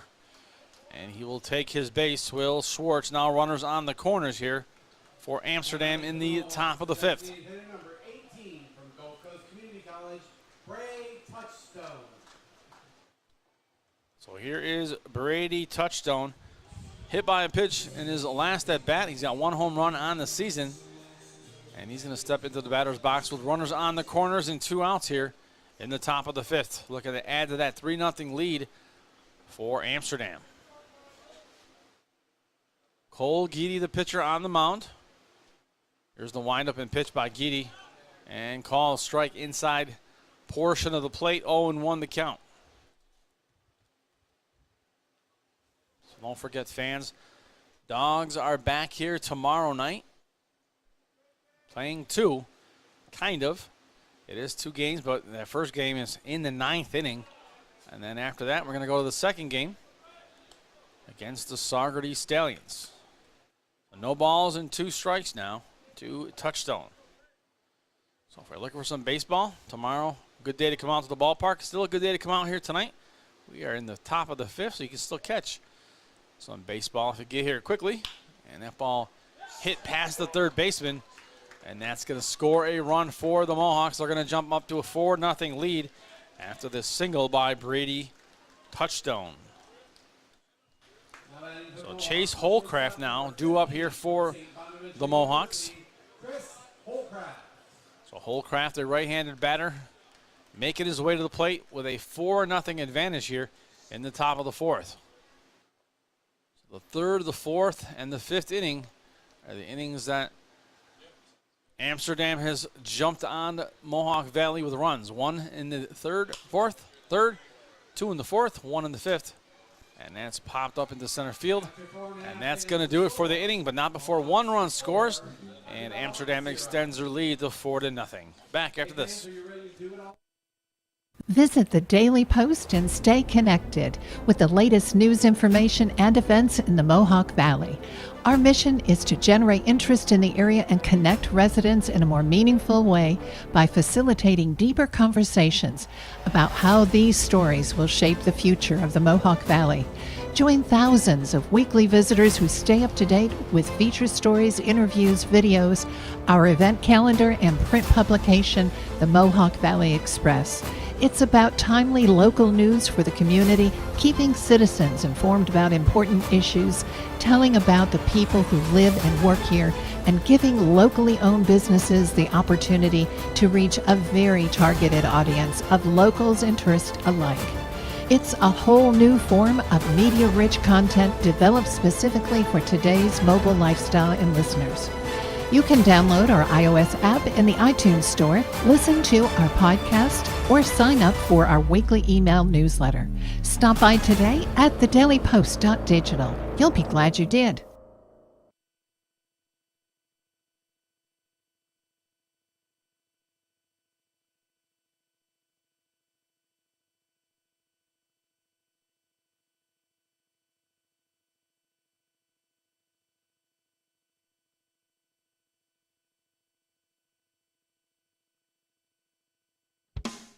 Some people might think that the tire shop in Canajoharie only does tires. Nah, that's only their name. The tire shop does so much more. Oil changes, custom wheels, interstate batteries, computer wheel balancing, tire repair service and recapping, auto accessories, tire chains, ag bags, bale and net wrap, and much more. And when it comes to tires, the tire shop in Canajoharie also does so much more. Lawn and garden tires, off the road, backhoe, loader tires, log skidder, agricultural, ATV and UTV tires, and on the farm tire services. The tire shop is a multi-line new tire dealer. That means they're quite a choice for top brand name tires for your car, truck, SUV, semi-tractor, and trailer, all at great prices. They're also a Goodyear national accounts and state contract pricing location. Financing available too. Find more information and a list of services at thetireshop.biz. Thetireshop.biz. Open Monday through Saturday, 8 to 6. Yes, Saturday, 8 a.m. to 6 p.m.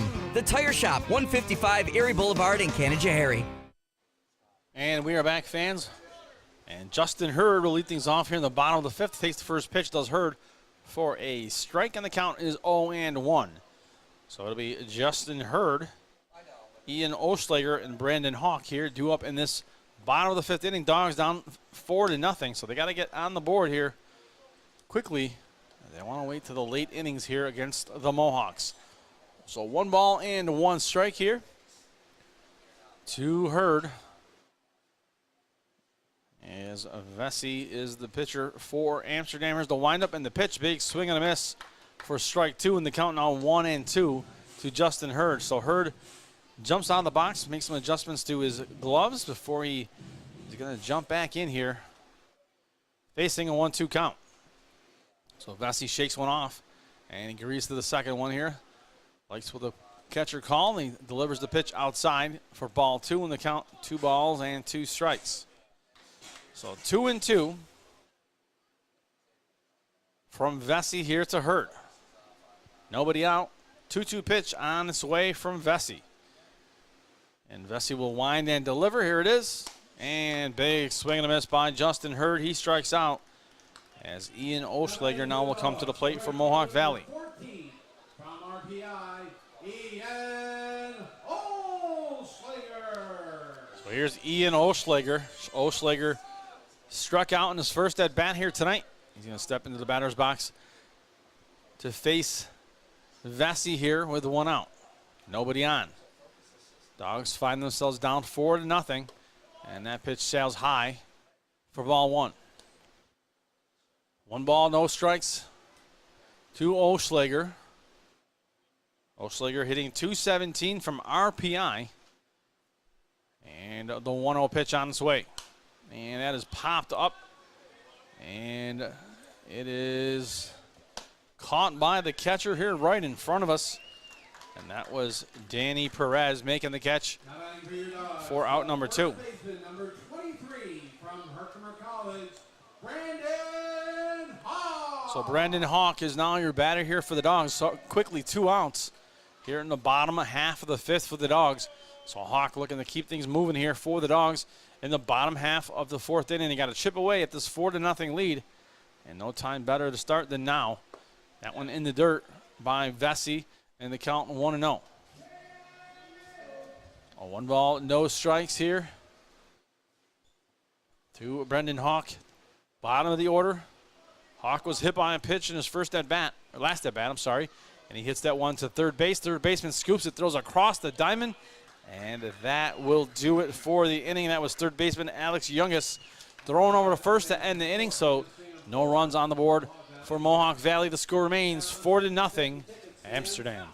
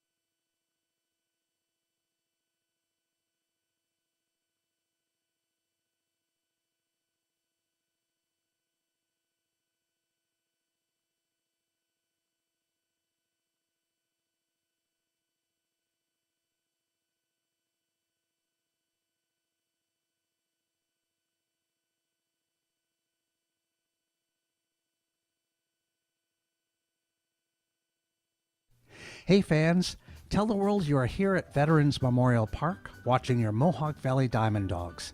Share your experiences, connect with other fans, and gain behind-the-scenes access to your favorite team. For more information, visit mvdiamonddogs.com or like us on Facebook or follow us on Instagram and Twitter. And we are back, fans. New pitcher on the mound here for Mohawk Valley. That is Joey Calabretti. So Joey Calabretti now pitching for Mohawk Valley. And coming to the plate here for Amsterdam in the top of the 6th inning is Danny Perez. It'll be Danny Perez, Will Cowan, and Wes Walker. And the score 4-0 here. Amsterdam ahead here in the top of the 6th. Calabretti ready to deliver his first pitch here in the top of the 6th, and does so with strike 1. So no balls and 1 strike here from Calabretti to Perez. Perez hit a home run in his last at bat, and he's got no wind to help him right now as that flag is motionless in center field. 1-1 count. So last time Perez was at the plate, the wind was blowing out and he took advantage. 1-1, here's the pitch. And there's a called strike 2 in the count now, 1-2 to Perez. So 1 ball in, 2 strikes to the catcher Perez here for the Mohawks. 1-2 count on its way from Calabretti, misses outside and low, and the count 2-2. So 2 balls and 2 strikes. We're keeping a close eye on the radar here. We are hearing possibly some rain in the forecast later on. 2-2. And that one is down low inside, and the count now 3-2. So 3 balls and 2 strikes. So a full count here to Perez from Calabretti. Top of the 6th, 4-0 to score, nobody on. Here comes the pitch from Calabretti to Perez. And Perez pops that one into center field. Center fielder is out there to make the catch. That is Caden Hart for out number 1.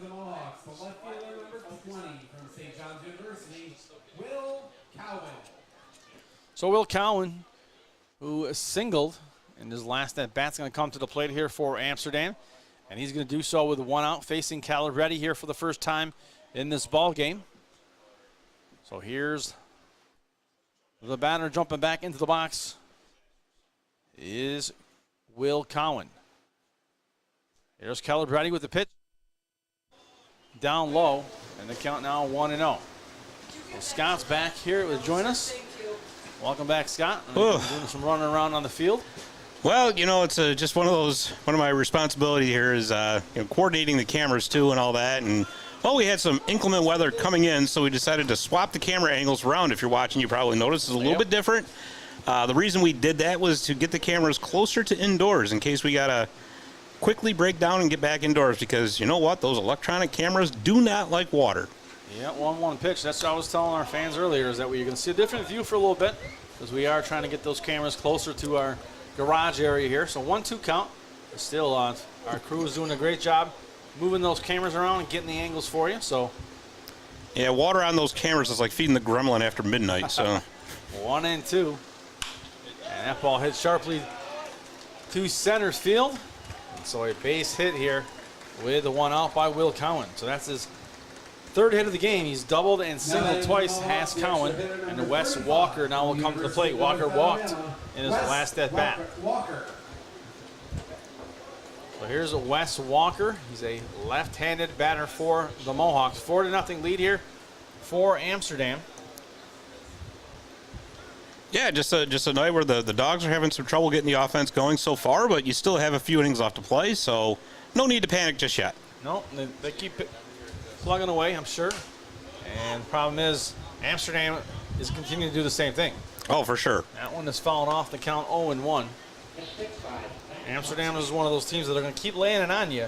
So if you start falling further and further behind it, even though you might be catching up, you feel like you're running uphill. 0-1, but the Dogs never give up.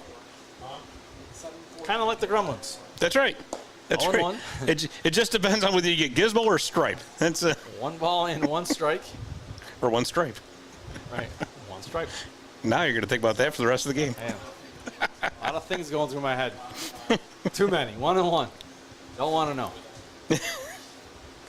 1-1 count by Calabretti. Here's the pitch. Runner takes off, and that is popped foul, so he's going to head back. And Walker not happy that he popped that one foul as this guy was on the run. So 1-2 the count. Yeah, I was down there talking to our friends from the Amsterdam broadcast, and, great group of guys down there. Yeah, they do a good job. You want to plug them? And enemies on the field, but you know. Did you unplug them on the way out? No, I did not. 1 and 2. You didn't trip over the cord? No, they actually went out there. They're in the garage right now because they didn't want their equipment getting wet, which I can't say as I blame them. So. Which is tough. I mean, how do they actually? Can they see in there? No, they went. I believe they just went off the air. Oh, I thought you said they're just guessing. Yeah. When the ball gets hit, they just say something. Yeah, that's all. 1 and 2, kind of like what we do. Yeah. 1 ball, 2 strikes. I mean, we can't see the game either. Now I got to go back down there and ask them if they talk about gremlins, though. Yeah. Probably not. No, I can't imagine. 1 and 2. Yeah, these guys that travel are pretty impressive because they bring a whole suitcases full of stuff, and God bless them. Yeah, no doubt about it. 1 and 2, and there's always there's always things that happen when you're connecting to internet. I mean, they're connecting to probably a wireless internet, and who knows what's going on. Yeah, no, they travel. Socrates travels. I think Oneana does as well. Yep, 2 and 2. Boonville, yep. 2 balls and 2 strikes. So if we're going to start traveling, I think that's you. Yeah, I was just going to say, that's you. We'll have to do a road game sometime. Well, you know, up in Utica, it'd be a closer drive for you. It would be, yep. It would be. Alex Youngman. And there's a strikeout, so now we have 2 outs for Wonka. The problem is you got to bring all this equipment and find a place to set it up. That's the thing. And that's not an easy task. No, not at all. I mean, back in the day when we first started this, we literally were just doing it off our phones. I mean, you should have saw the setup we had up here. It was fabulous. What? We got him Looks like they got him. Yeah, they did. They get him stealing. That ends the inning. So a quick play by J.P. Kusick. Throws the second and gets the runner to end the inning, and the score remains 4-0. We head to the bottom of the 6th. At NBT Bank, we know that this day starts with this one. This day starts with this one. Because no matter how unforgettable the extraordinary days are, there's a lot of every day that leads up to them. You can count on NBT Bank to help you get started. NBT Bank, it starts here.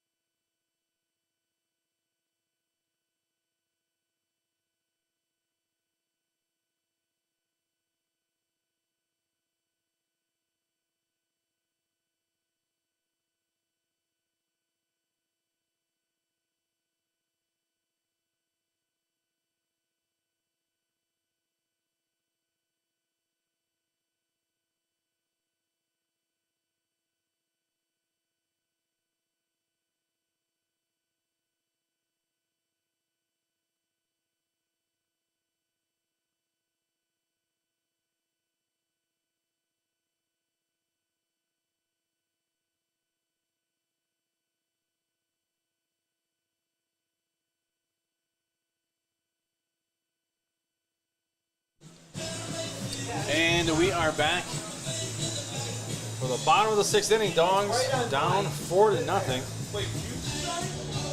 So we were just talking about our good friend Dave, and his wife is listening. Give you an update on Dave. Nothing to be concerned with. He's He will be well fed on a bench, enjoying I think it looks like a hot dog. I'm not sure. I thought it was a burger. Burger, okay. So Dave's sitting on a bench, just enjoying a burger. Taking in the memories. It's like sitting by a beach on a bench somewhere. Yeah. So we're kind of wondering why he's got all his prep done work already. Looks like he's got his computer shut down already. So he's got his photos uploaded. So we're starting to wonder if he's got a hot date after the game. Yeah. So if anyone's listening out there, I don't want to put out names. If, Dave is your hot date. He's ready.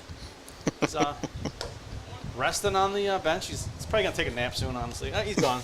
Yeah, he's coming back. Gone. He heard you talking about it. 2 balls. Yeah, he got the text message. They're talking about you. Get up in the booth quick. 2 balls and no strikes. Deb's probably like monitoring it. She's like, oh, they're talking about you, Dave. You want to get up there? Yeah, you gotta put an end to this now. Yeah. 2 balls, no strikes. There's a strike. And they count 2-1. We'll keep you updated on Dave's whereabouts throughout the game. It's like, where's Waldo? Yeah. Where's Dave? 2-1. And that one down low for ball 3. So 3 balls and a strike. So Dawgs got to get moving here. As we're bottom of the 6th, down 4-0. They only have 1 hit on the board tonight. 0 runs, 1 hit, 1 error. And on the other side, it's 4-6-0.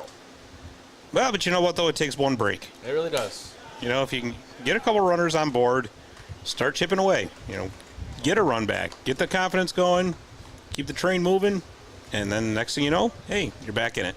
Yep, 3-2 the count. That foul went off there. So 3 balls and 2 strikes, full count here. And the windup and the pitch on its way, and that is popped up into foul territory. The count will remain 3-2. Yeah, it was just like the top of last inning there. You know, it ended on a J.P. Cusick throw out down to second base. So, you know, that's a confidence builder. And I interviewed him, if you recall, earlier in the week there, and he said that he would actually rather throw a runner out than score a run. Yep, and that's what he did.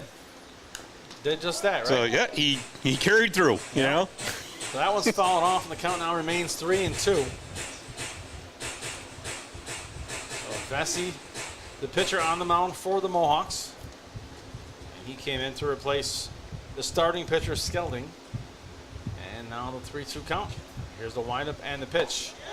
And called strike 3. And that is out number 1. Now batting for your Dogs, the second baseman number 8 from George Washington University, Tyler Jones. So Tyler Jones, who has been the hot bat thus far this season, hitting .439. He has grounded out and struck out here tonight. He's looking to get going. Here is Jones. He was our 3rd inning interview. And a fun one at that. Sure was. And there's swing and a miss by Jones in the count 0-1. He got to wear the hard hat. That's kind of a little thing that they started this season. When you get interviewed during innings, they put the orange hard hat on you. It's become a big tradition, which we love. Yes, 0-1. No balls and 1 strike, 1 out. And here's the pitch. And that one, woo, that one was close, folks. Wow. Holy cow. All right. That one was fouled off. That was inches. So that was fouled off by Tyler Jones. And again, we're going to go back to this fence. So we are mostly protected here, but there's this one section of the fence that kind of is peeling over. And that ball literally was inches away from making its way in here. And that one is caught by the second baseman. Not only was it inches away, but sometimes those foul balls don't come back as fast. That one was coming fast. Well, that was quick. Yeah. There was no doubt about that. I mean, if that one entered this area, one of us would have been down. Well, not to mention you have the pipe there for it to ricochet off of, so. I mean, that one would have took out all 3 of us. But I'm sure our producer here, Tanner, would have put his hand up, you know. He's a football player. He is a football player. It's fine. He wouldn't even have bothered with his hand. He would have just thrown himself in front of it. And a good foot player at that. 1-0 count. You know? That's what I think, anyway. So I believe that, is it St. John Fisher? No. Oh, Hobart. Hobart. Playing football at Hobart. Yes, Tanner is a stately statesman. A stately statement. Ooh. Yeah. I talk about what do those mean? You know, those logos and those Yeah. things? What is a statement? Just a... Well, that's somebody who's, you know, into the government, right? And Yes. So am I a statement? I work for the government. Could be. So Pete, your statement coming to you from Little Falls. Well, in your line of work, you're actually a statement. But Statement. 1 ball, 1 strike. We do make statements once in a while, I'm not going to lie. 1 ball, 2 strikes. Not the one everybody wants to hear, but that's okay. No. Let me just tell you, there might be some statements coming around soon that people don't want to be on the other end of that. Let me just tell you. Can't tell you anything else. That's it. That's all I got. Yeah, that's all. 1 and 2. Fine. That's enough. 2 balls and 2 strikes. Just give you a little. Stay tuned, folks. How's that? 2 balls and 2 strikes.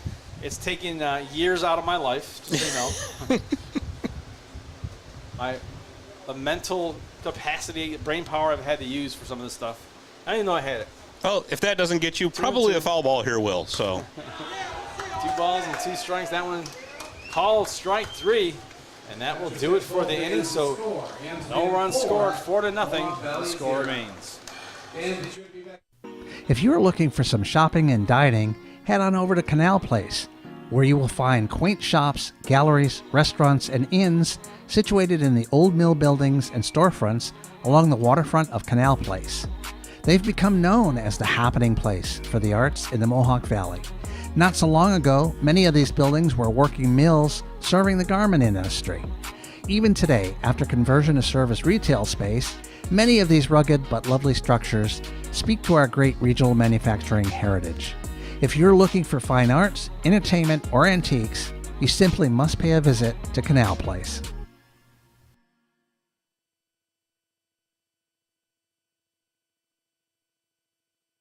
Hey fans, tell the world you are here at Veterans Memorial Park watching your Mohawk Valley DiamondDawgs.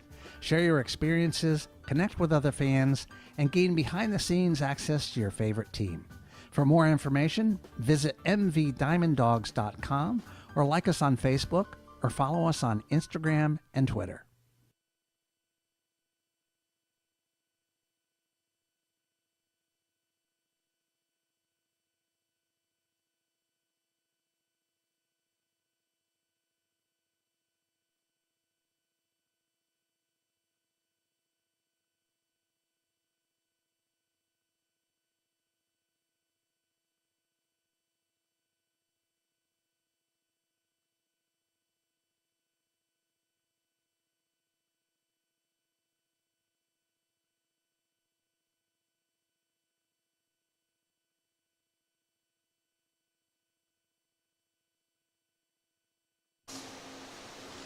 All right, and we are back.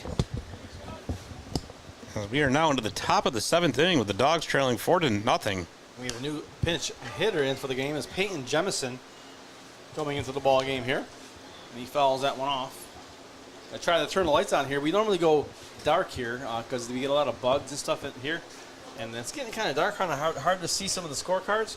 I turned the light on. It was like a little kid waking up in the morning. We all like squinted our eyes and said, nope, back to the darkness. We're a bunch of vampires up here. So 1 ball, 1 strike. So if I get the names wrong, that's why. Can't see it. 1-1. And that one hit to short. He scoops it, throws on over, and there's out number 1. So nice play there at short for the Mohawk Valley DiamondDawgs. That was Ramsey John over to Ramsey. The center fielder, number 12 from Studiolity, Luke Filippi. So Luke Filippi, now the batter, top of the order for Amsterdam. 1 out.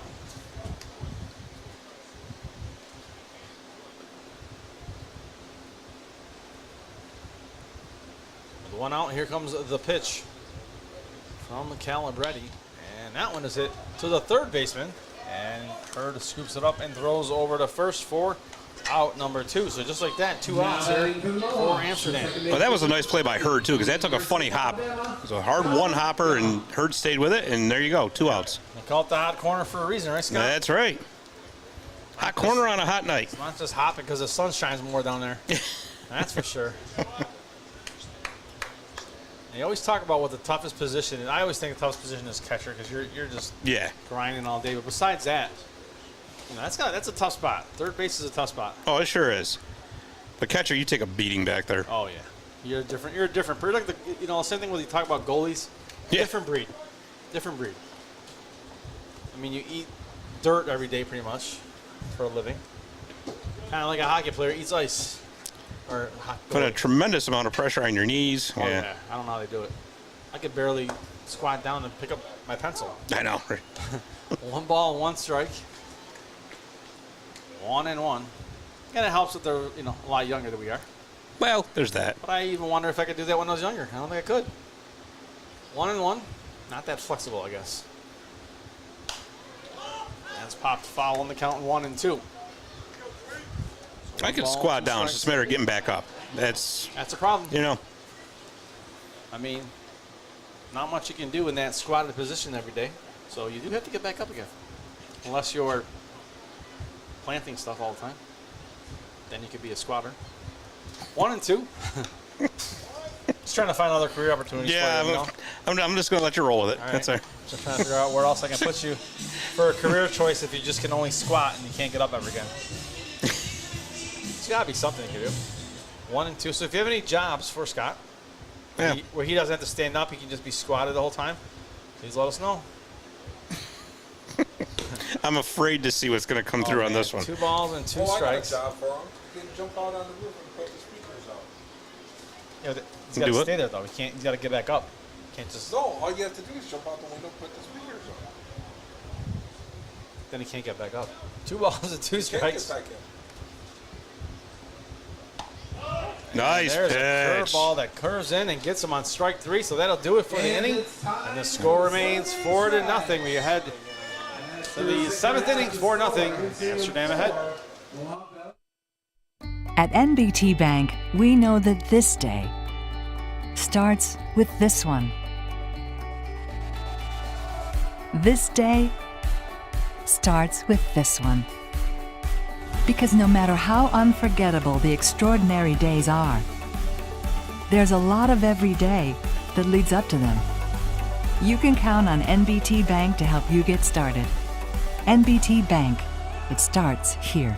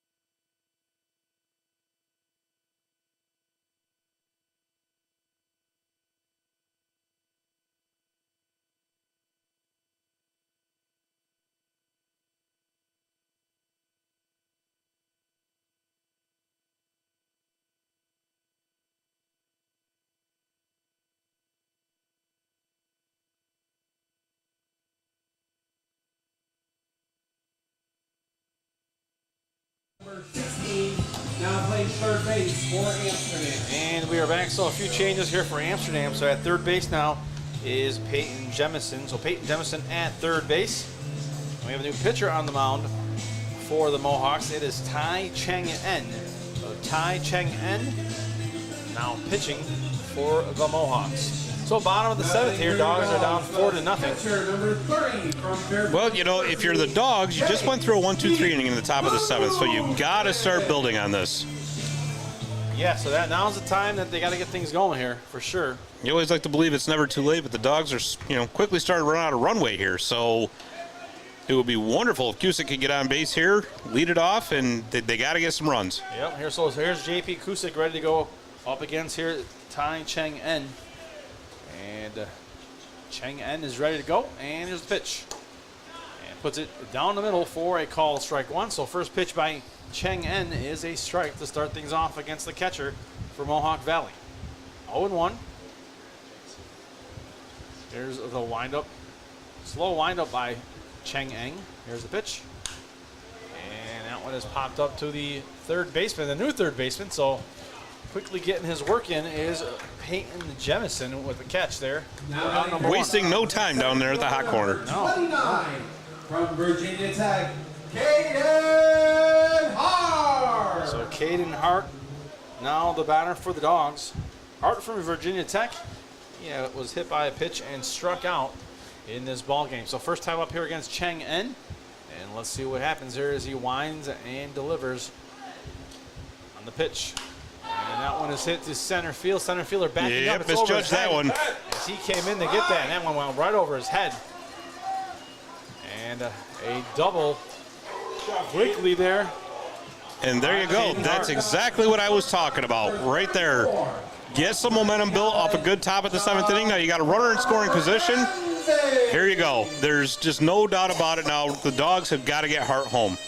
They have to. Yep. John Ramsey now the batter, so it's going to be up to Ramsey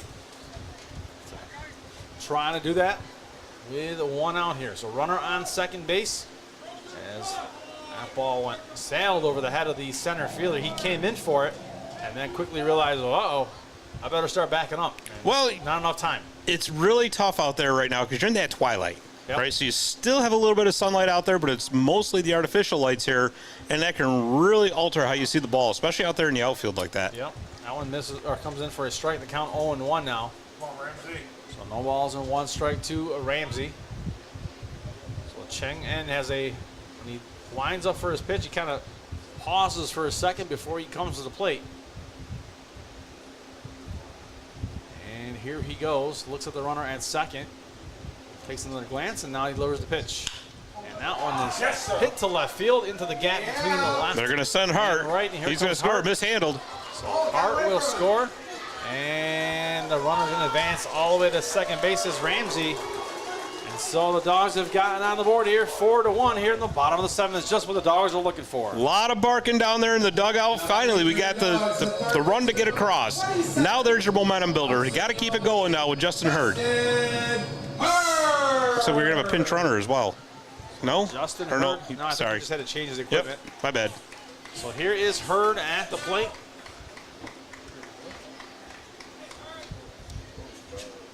And Cheng En had some words for his second baseman, and now he's ready to go. So Justin Hurd is the batter here for the Dogs with 1 out. Knocking on the door. They already scored 1 run. Runner in scoring position at second base is John Ramsey. Here is the pitch by Cheng En, and that one misses for ball 1.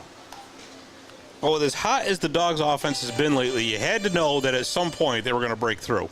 Yep, sometimes it takes a little longer. You got to get the engines going, but again, you're playing a good team with Amsterdam, so you're going up against good pitching. 1-0. They jumped all over Eng thus far. And that one is hit to third base. Third baseman scoops it. He getting his money's worth out there is the new third baseman who's come into the inning and made 2 outs already. That is Peyton Jemison. Ian Olschlager. So Ian Olschlager will now be the batter with 2 outs for the Dogs. Olschlager has struck out and flew out today. He's got that runner on second base. They would love to get him in and cut this lead in half to 4-2. But you know, in baseball lingo, they say a player is due. If there's somebody on the Dogs who is due, it's Olschlager. Yep. Here comes Cheng En with the pitch to Olschlager, taking his time, looking at the runner a second a few times. There's a break that one right there. Gets away, and that's going to put the runner at third base. So even better opportunity here for the Dogs to score that run that cuts the game in half. Right now, 4-1, and that second run is sitting at third base. Well, you get that second run in, and it changes the complexion of the whole game. Yep. You got to. When you talk about chipping away, now you can say we cut the lead in half, get 1 more. Now it's 4-3, and the next thing you know, the ball game is tied or you take the lead. And there it is, right there. Right, it's a matter of breaks. You know, the Dogs have got a couple breaks in this inning, and here you go. They're starting to turn things around. 1-0 pitch by Cheng En, called for a strike. Bottom portion of the plate, 1-1 now, is the count to Olschlager. Olschlager looking to get his teammate home here at third base. Amsterdam's left fielder is playing very much so towards center field, so a lot of room down the line. 1-1 count. Here's the pitch by Cheng En, and that one curves away, and the count 2-1.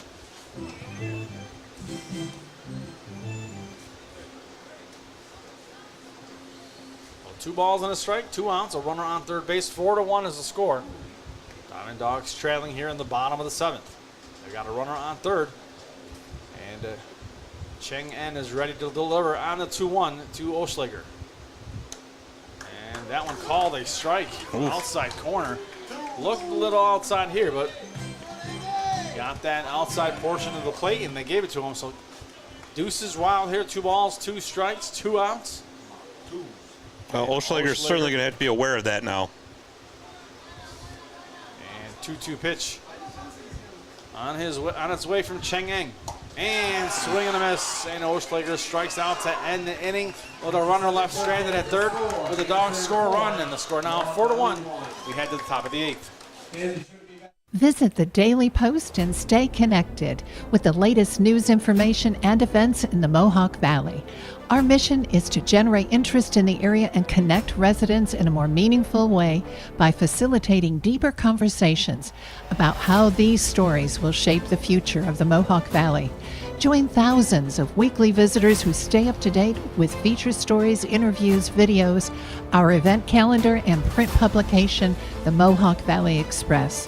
It's about timely local news for the community, keeping citizens informed about important issues, telling about the people who live and work here, and giving locally owned businesses the opportunity to reach a very targeted audience of locals and tourists alike. It's a whole new form of media-rich content developed specifically for today's mobile lifestyle and listeners. You can download our iOS app in the iTunes Store, listen to our podcast, or sign up for our weekly email newsletter. Stop by today at thedailypost.digital. You'll be glad you did.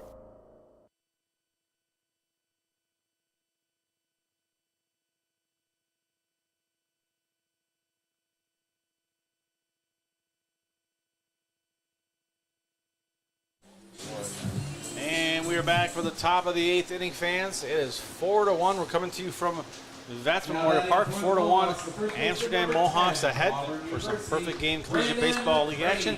It's the first place Amsterdam Mohawks playing against the second place Mohawk Valley DiamondDawgs. So we are set to go here in the top of the 8th inning. And Joey Calabretti is the pitcher for Mohawk Valley. Here's the pitch. And that one hits sharply to third. Hurd picks it up, throws across. And just like that, one pitch, one out. Another tough hop there for Hurd, but you know what? He's that talented. He made it look easy. He does make it look very easy at times. Now that is for the Mohawks, the right fielder number 31 from the University of Kentucky, Ryan Schwartz. So we got a Kentucky Wildcat coming to the plate with Ryan Schwartz. He has doubled, popped out, and walked. So the SEC coming at you here, right? No, a lot of it, too. Yeah. We had Alabama, Auburn. Yep. Now Kentucky. They don't mess around. No. And the pitch by Calabretti called strike one. The count now 0-1. So a lot of these teams in the Perfect Game Collegiate Baseball League recruit differently. You see it, the big difference even here in Mohawk Valley. You see Amsterdam goes after some of the bigger schools. You see kids from the bigger schools, 1-1 count. Mohawk Valley takes it a little different. They go after some of the smaller schools, getting the best athletes from those schools. So really, you know, it works both ways because, let's face it, not to talk about these players in a bad way.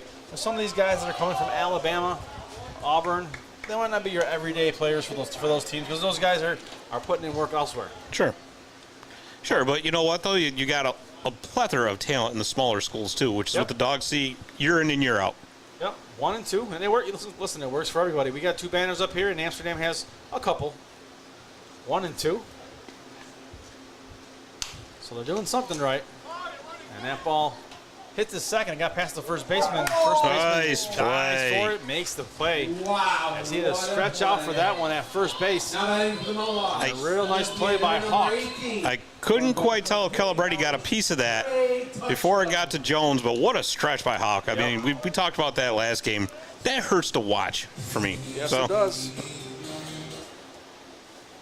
Ready touchdown now, the batter for Amsterdam with 2 outs here in the top of the 8th. As Calabretti set to go here with 2 outs. And he kicks, winds, and delivers, and puts it high for ball 1.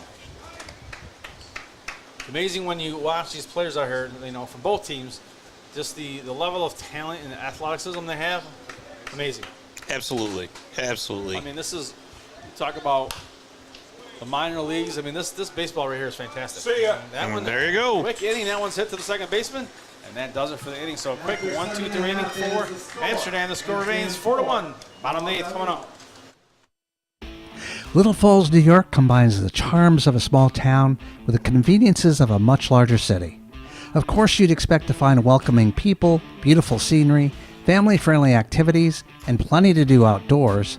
But you might be surprised to find that Little Falls, New York also has an espresso bar, gem shop, art center, French restaurant, antique centers, local hospital, and extensive civic services and amenities.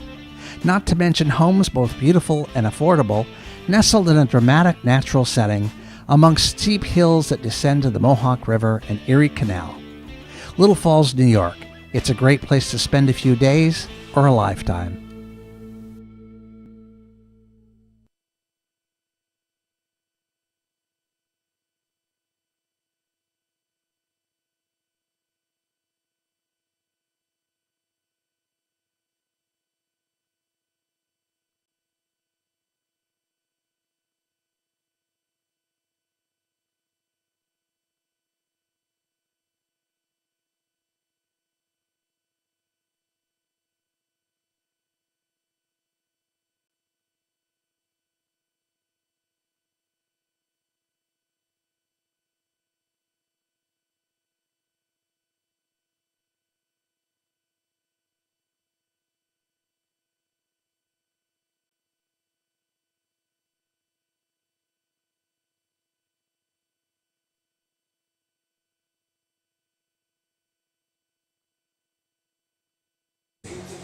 And we are back here for the bottom half of the 8th inning.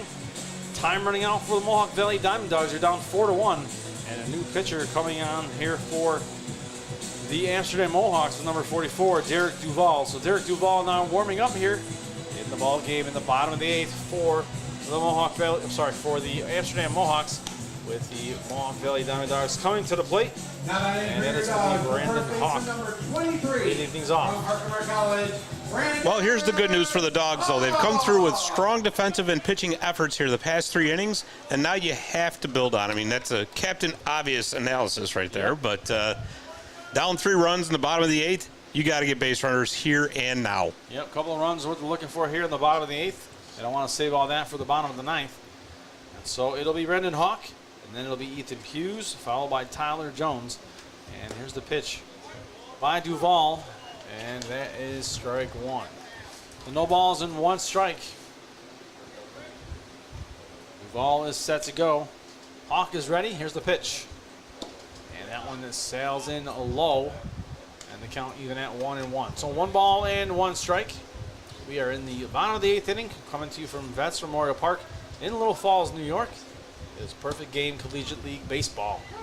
There's a strike at the count now, 1-2 to Brandon Hawk. So quickly ahead on the count now is Duval. Well, it looks like he works pretty quickly, too. So Yep. Gets the ball and right back in business. 1-2. As he's going to wind and deliver on the 1-2 count here. And that ball hit at the third baseman. He knocks it down, throws over, and they got him. Ooh. They got him at first base. He knocked that ball down. And again, we were talking about that guy at third base making all the plays. That is Jemison. He came into the ball game, and he's been working every single inning, it seems like. See, it almost seems like every single at bat. Yeah. I think he had 2 or 3 hits to him last inning. He knocked that one down. It was a shot right at him. He knocked it down, picked it up, and a real close play at first. They got him at first place. So Ethan Hughes now back to the top of the order here for the Dogs. And here's the pitch. And that one is carrying. It is at the wall, and it's in. Not gone. It's in. Off the top of the fence. That thing just barely stayed in. As Ethan Hughes gave that one everything he's got. There's no wind here. No. If there was even a little hair of wind, that would have carried out.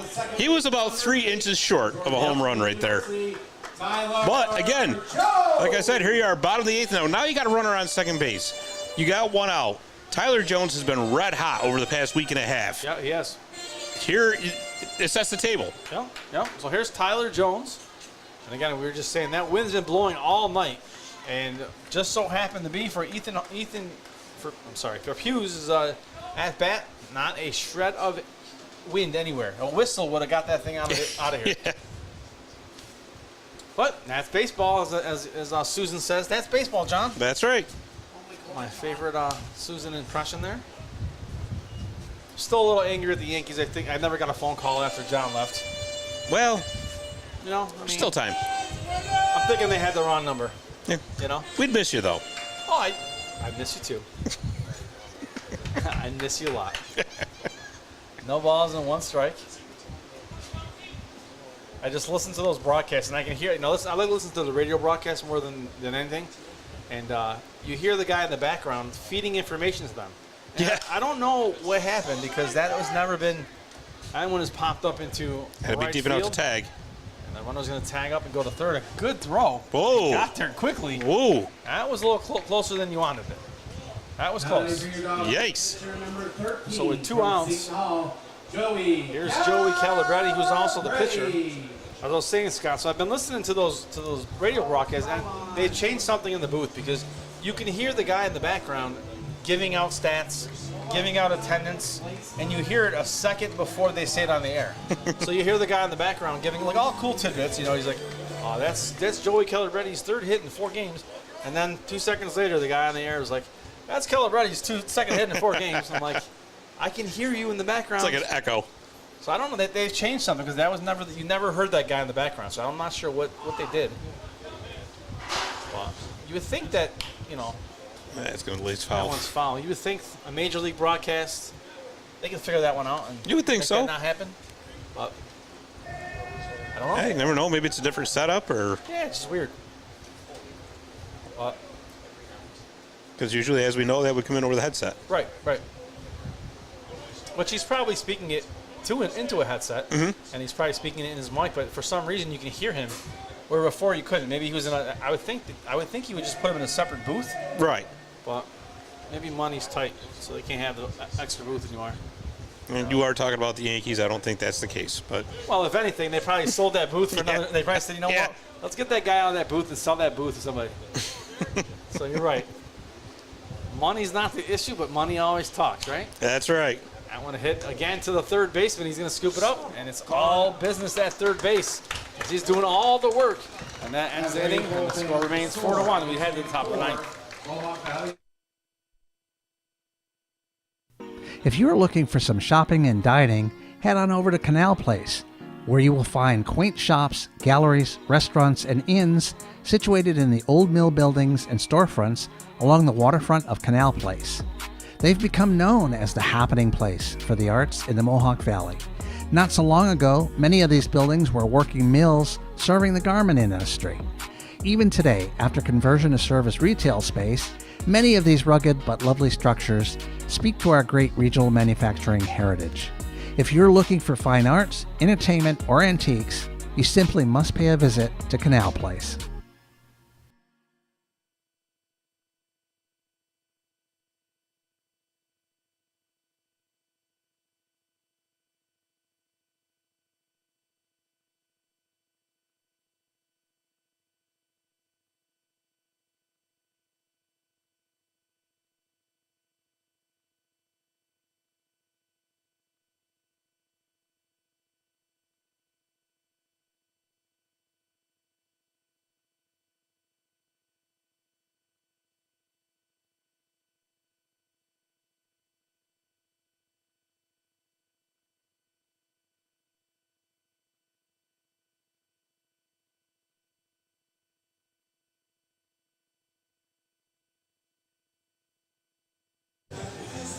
And we are back.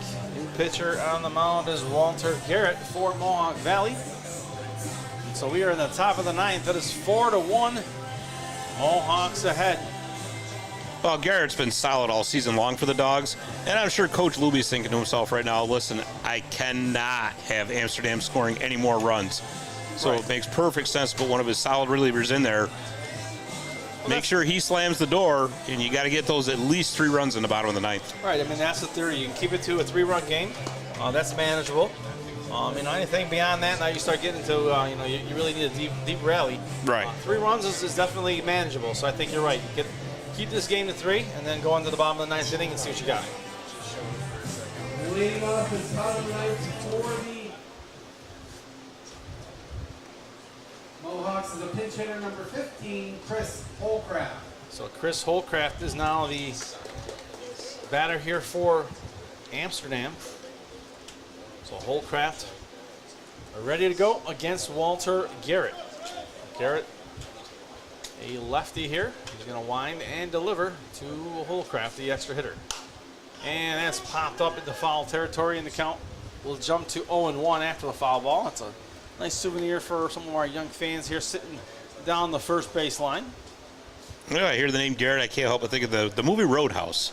Okay. That was the last name of the character played by Sam Elliott. Yeah, I do remember that one. All one count. Garrett now winds and delivers. And that one misses for ball. One on the count now, 1-1. So a ball and a strike here to Holcraft.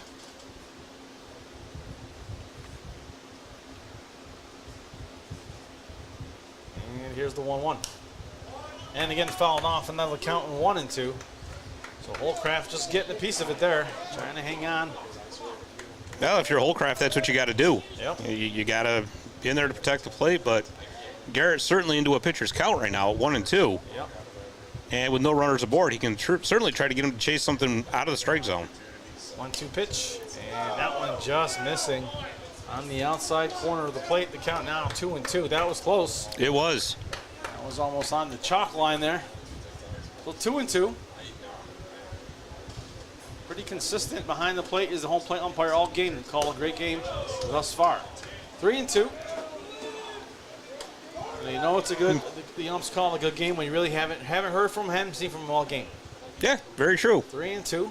Sometimes some of these umps, you see a lot more of them than you should, or hear a lot more from you than you should. 3-2 count. There's the pitch. He takes a bounce in the dirt for ball 4, and he will take his base, Will Holcraft. Now batting for the Mohawks, the catcher number 0 from Stetson University, Danny Perez. Well, obviously not the start you want for the Dogs, but, you know, again, you got just the runner on first base here. Yep, and Danny. now you really got to depend on your defense. And, like I said, imperative that they hold Amsterdam scoreless in this inning.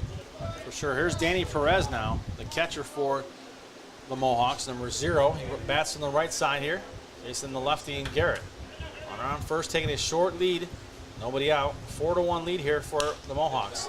That one's hit the second base. It's the 6-4-3 double play. There it is. That's exactly what I was talking about. That's what they needed there. Big play there for the Dogs. And exactly what Garrett was looking for on the double play. Now batting for the Mohawks, the left fielder number 20 from St. John's University, Will Cowan. So Will Cowan now. Last chance here for Amsterdam, looking to continue things, and looks like they're talking to him, or they're going to take him out. So you got Coach Griffin out there sharing a few words. Well, strategizing here, apparently. Yeah, he does that a lot during these games, and a lot of moves. Anytime a Coach Griffin coach team comes to town, you're going to have a lot of changes. He makes a lot of adjustments to the lineup, a lot of defensive changes, and can't say he doesn't know what he's doing. He's hung out a couple banners, just a couple, out in Amsterdam.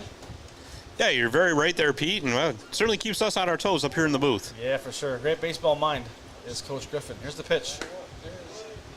One of the things we always, I don't know if we chuckle about it, but we complain a little bit about is that whenever Amsterdam comes to town, we're always scrambling up here to get lineups because that's just the way, the nature of things. But when Amsterdam is in town, that lineup comes late, real late. And that one is popped into center field for a base hit. And that's going to put a runner on first base with 2 outs here. Now pinch hitting for the Amsterdam Mohawks will be the number 32 from Prairie View A&M, Sebastian Harden. So here's Sebastian Harden now. Another pinch hitter. Talk about those changes. There's another one. Well, that one came a little while. So Sebastian Harden now the batter.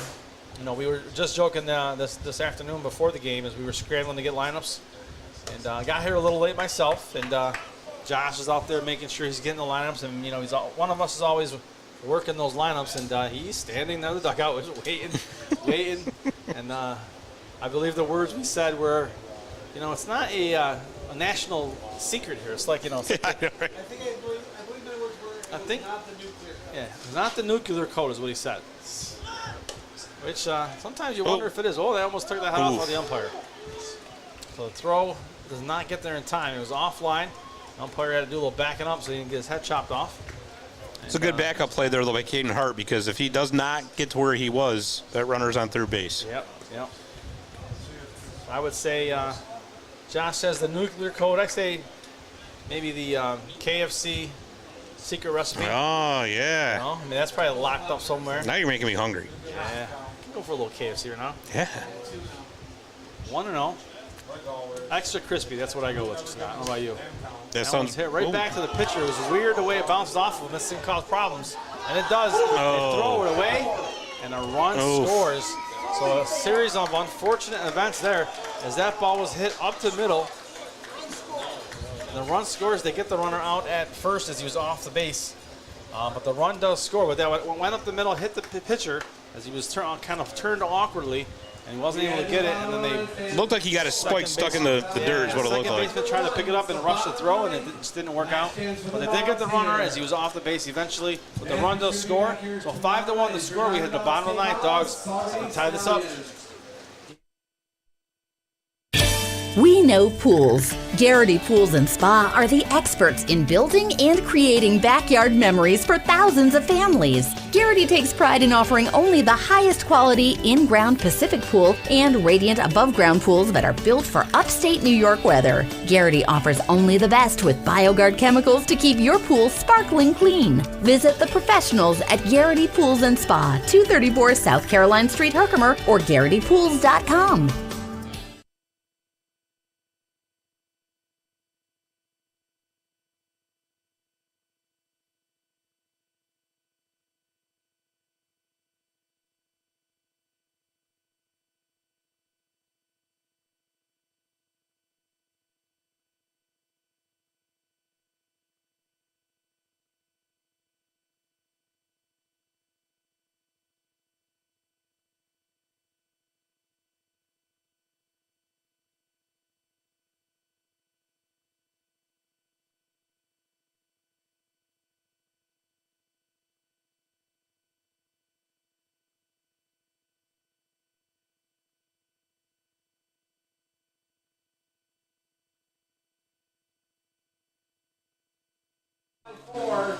And welcome back, fans. You're listening to the Mohawk Valley DiamondDawgs baseball. Mohawk Valley DiamondDawgs against the Mohawks from Amsterdam.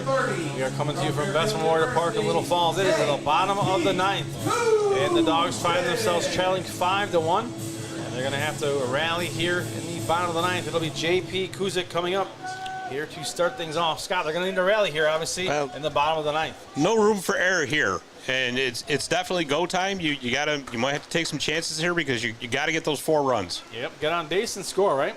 There's Duval with the pitch to Kuzik. And first pitch is a strike at the count is 0-1. So the 5-1 lead here. The orders to Duval is just throw the ball and let your defense work behind you here. 0-1 count. Here's the windup and pitch to Kuzik. And that is high and inside for ball 1 in the count, even at 1-1.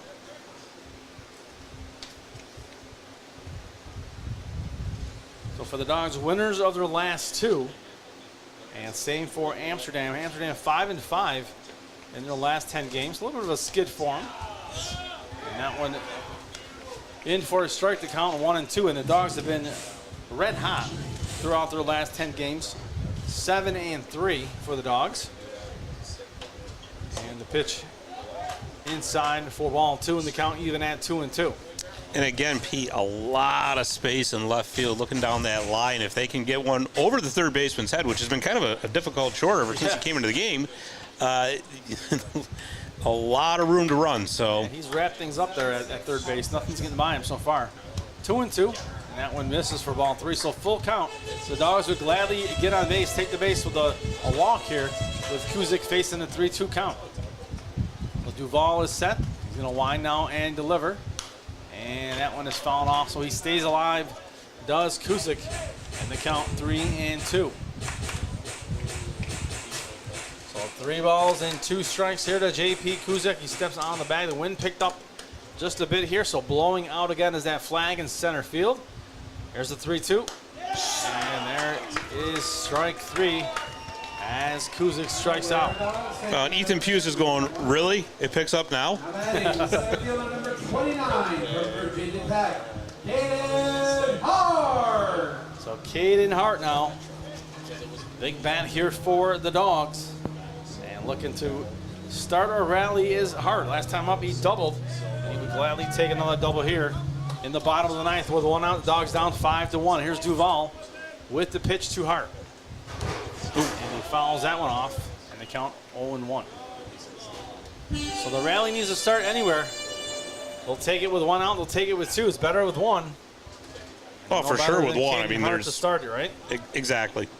And you know, Caden's been coming up with big hits for the Dogs ever since he's got here. So. Yes, he has, and he puts that one to the third baseman. There it is. And that one gets through. So one finally gets past the third baseman. So Caden Hart starts things up here in the bottom of the ninth for the Dogs. And that's what they needed. We're still fighting out there. Now batting. But Caden the Hitman Hart. Not the Brett the Hitman Hart. Remember those days, right? My favorite wrestler back in the day. One of my favorites as well. I actually liked when they were the British Bulldogs, right? Was yeah, he on that team? He was no. He wasn't a British Bulldog. He but was the Hart Foundation. The Hart Foundation, yeah. Jim the Anvil Neidhart. I'm mixing my teams up here. Yeah, Bret Hart came to the area a couple of years ago, but it's more than a couple of years ago now. And that one is popped up into center field. It's going to drop right in front of the center fielder. And he's the throw at third is going to come out at third. So he hesitated because that ball looked like it might be caught in center field.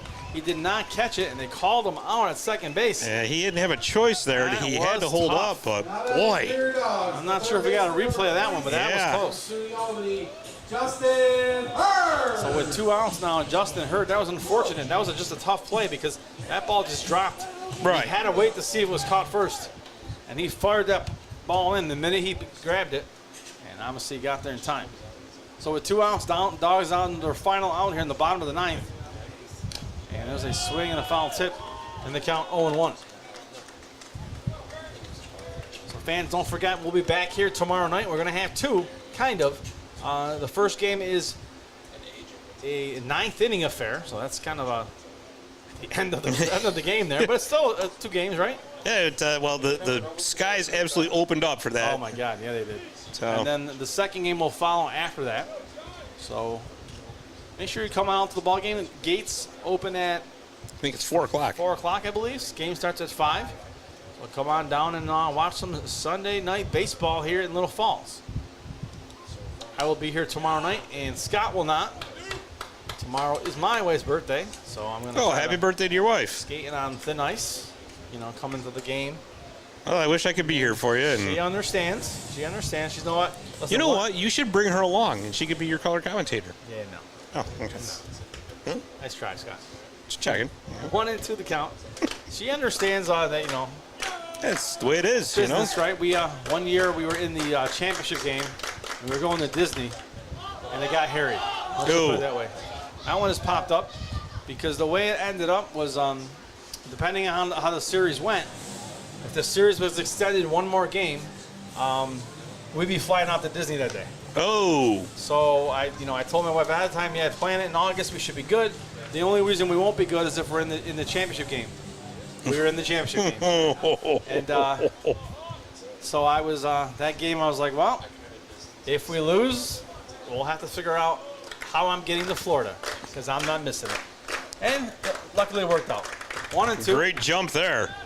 And now at second base after the steal. And no worries for Amsterdam. They'll let them go with 2 balls and 2 strikes and 2 outs. They just need 1 more strike here to put the Dogs away here. 5-1 is the score. Well, keep in mind, Justin Hurd's got a home run already this season. He certainly does, and the wind's in his favor, blowing out. 2 and 2. Here comes the windup now and the pitch.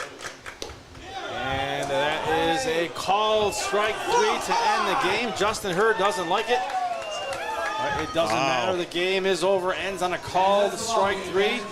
And the Dogs drop this one to Amsterdam 5-1. So thanks for tuning in, fans. I'm Pete Pagliaro. He's Scott Kinville. We'll be back here tomorrow for that doubleheader coming at you at 5 o'clock. So have a good night. Enjoy your Saturday evening, and we will talk to you tomorrow. Have a good one.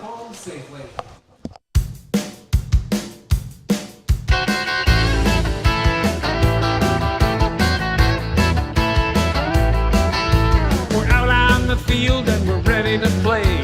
We're all suited up, we got a game today. We're gonna play fast and we're gonna play hard, gonna knock that ball right out of the yard. So don't just just sit there like a bump on a log. Let me hear you holler now. Let's go, Dogs!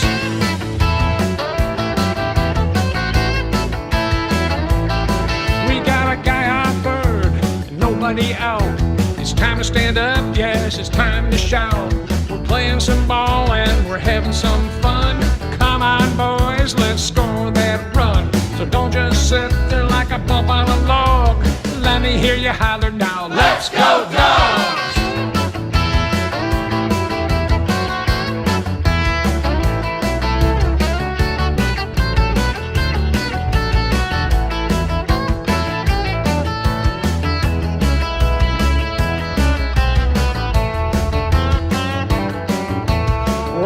The field and we're ready to play. We're all suited up, we got a game today. We're gonna play fast and we're gonna play hard. Gonna knock that ball right out of the yard. So don't just sit there like a bump on a log. Let me hear you holler now. Let's go, Dogs! Let's go, Dogs! Let's go, Dogs! Let's go, Dogs! Let's go, Dogs! Don't just sit there like a bump on a log. Let me hear you holler now. Let's go, Dogs!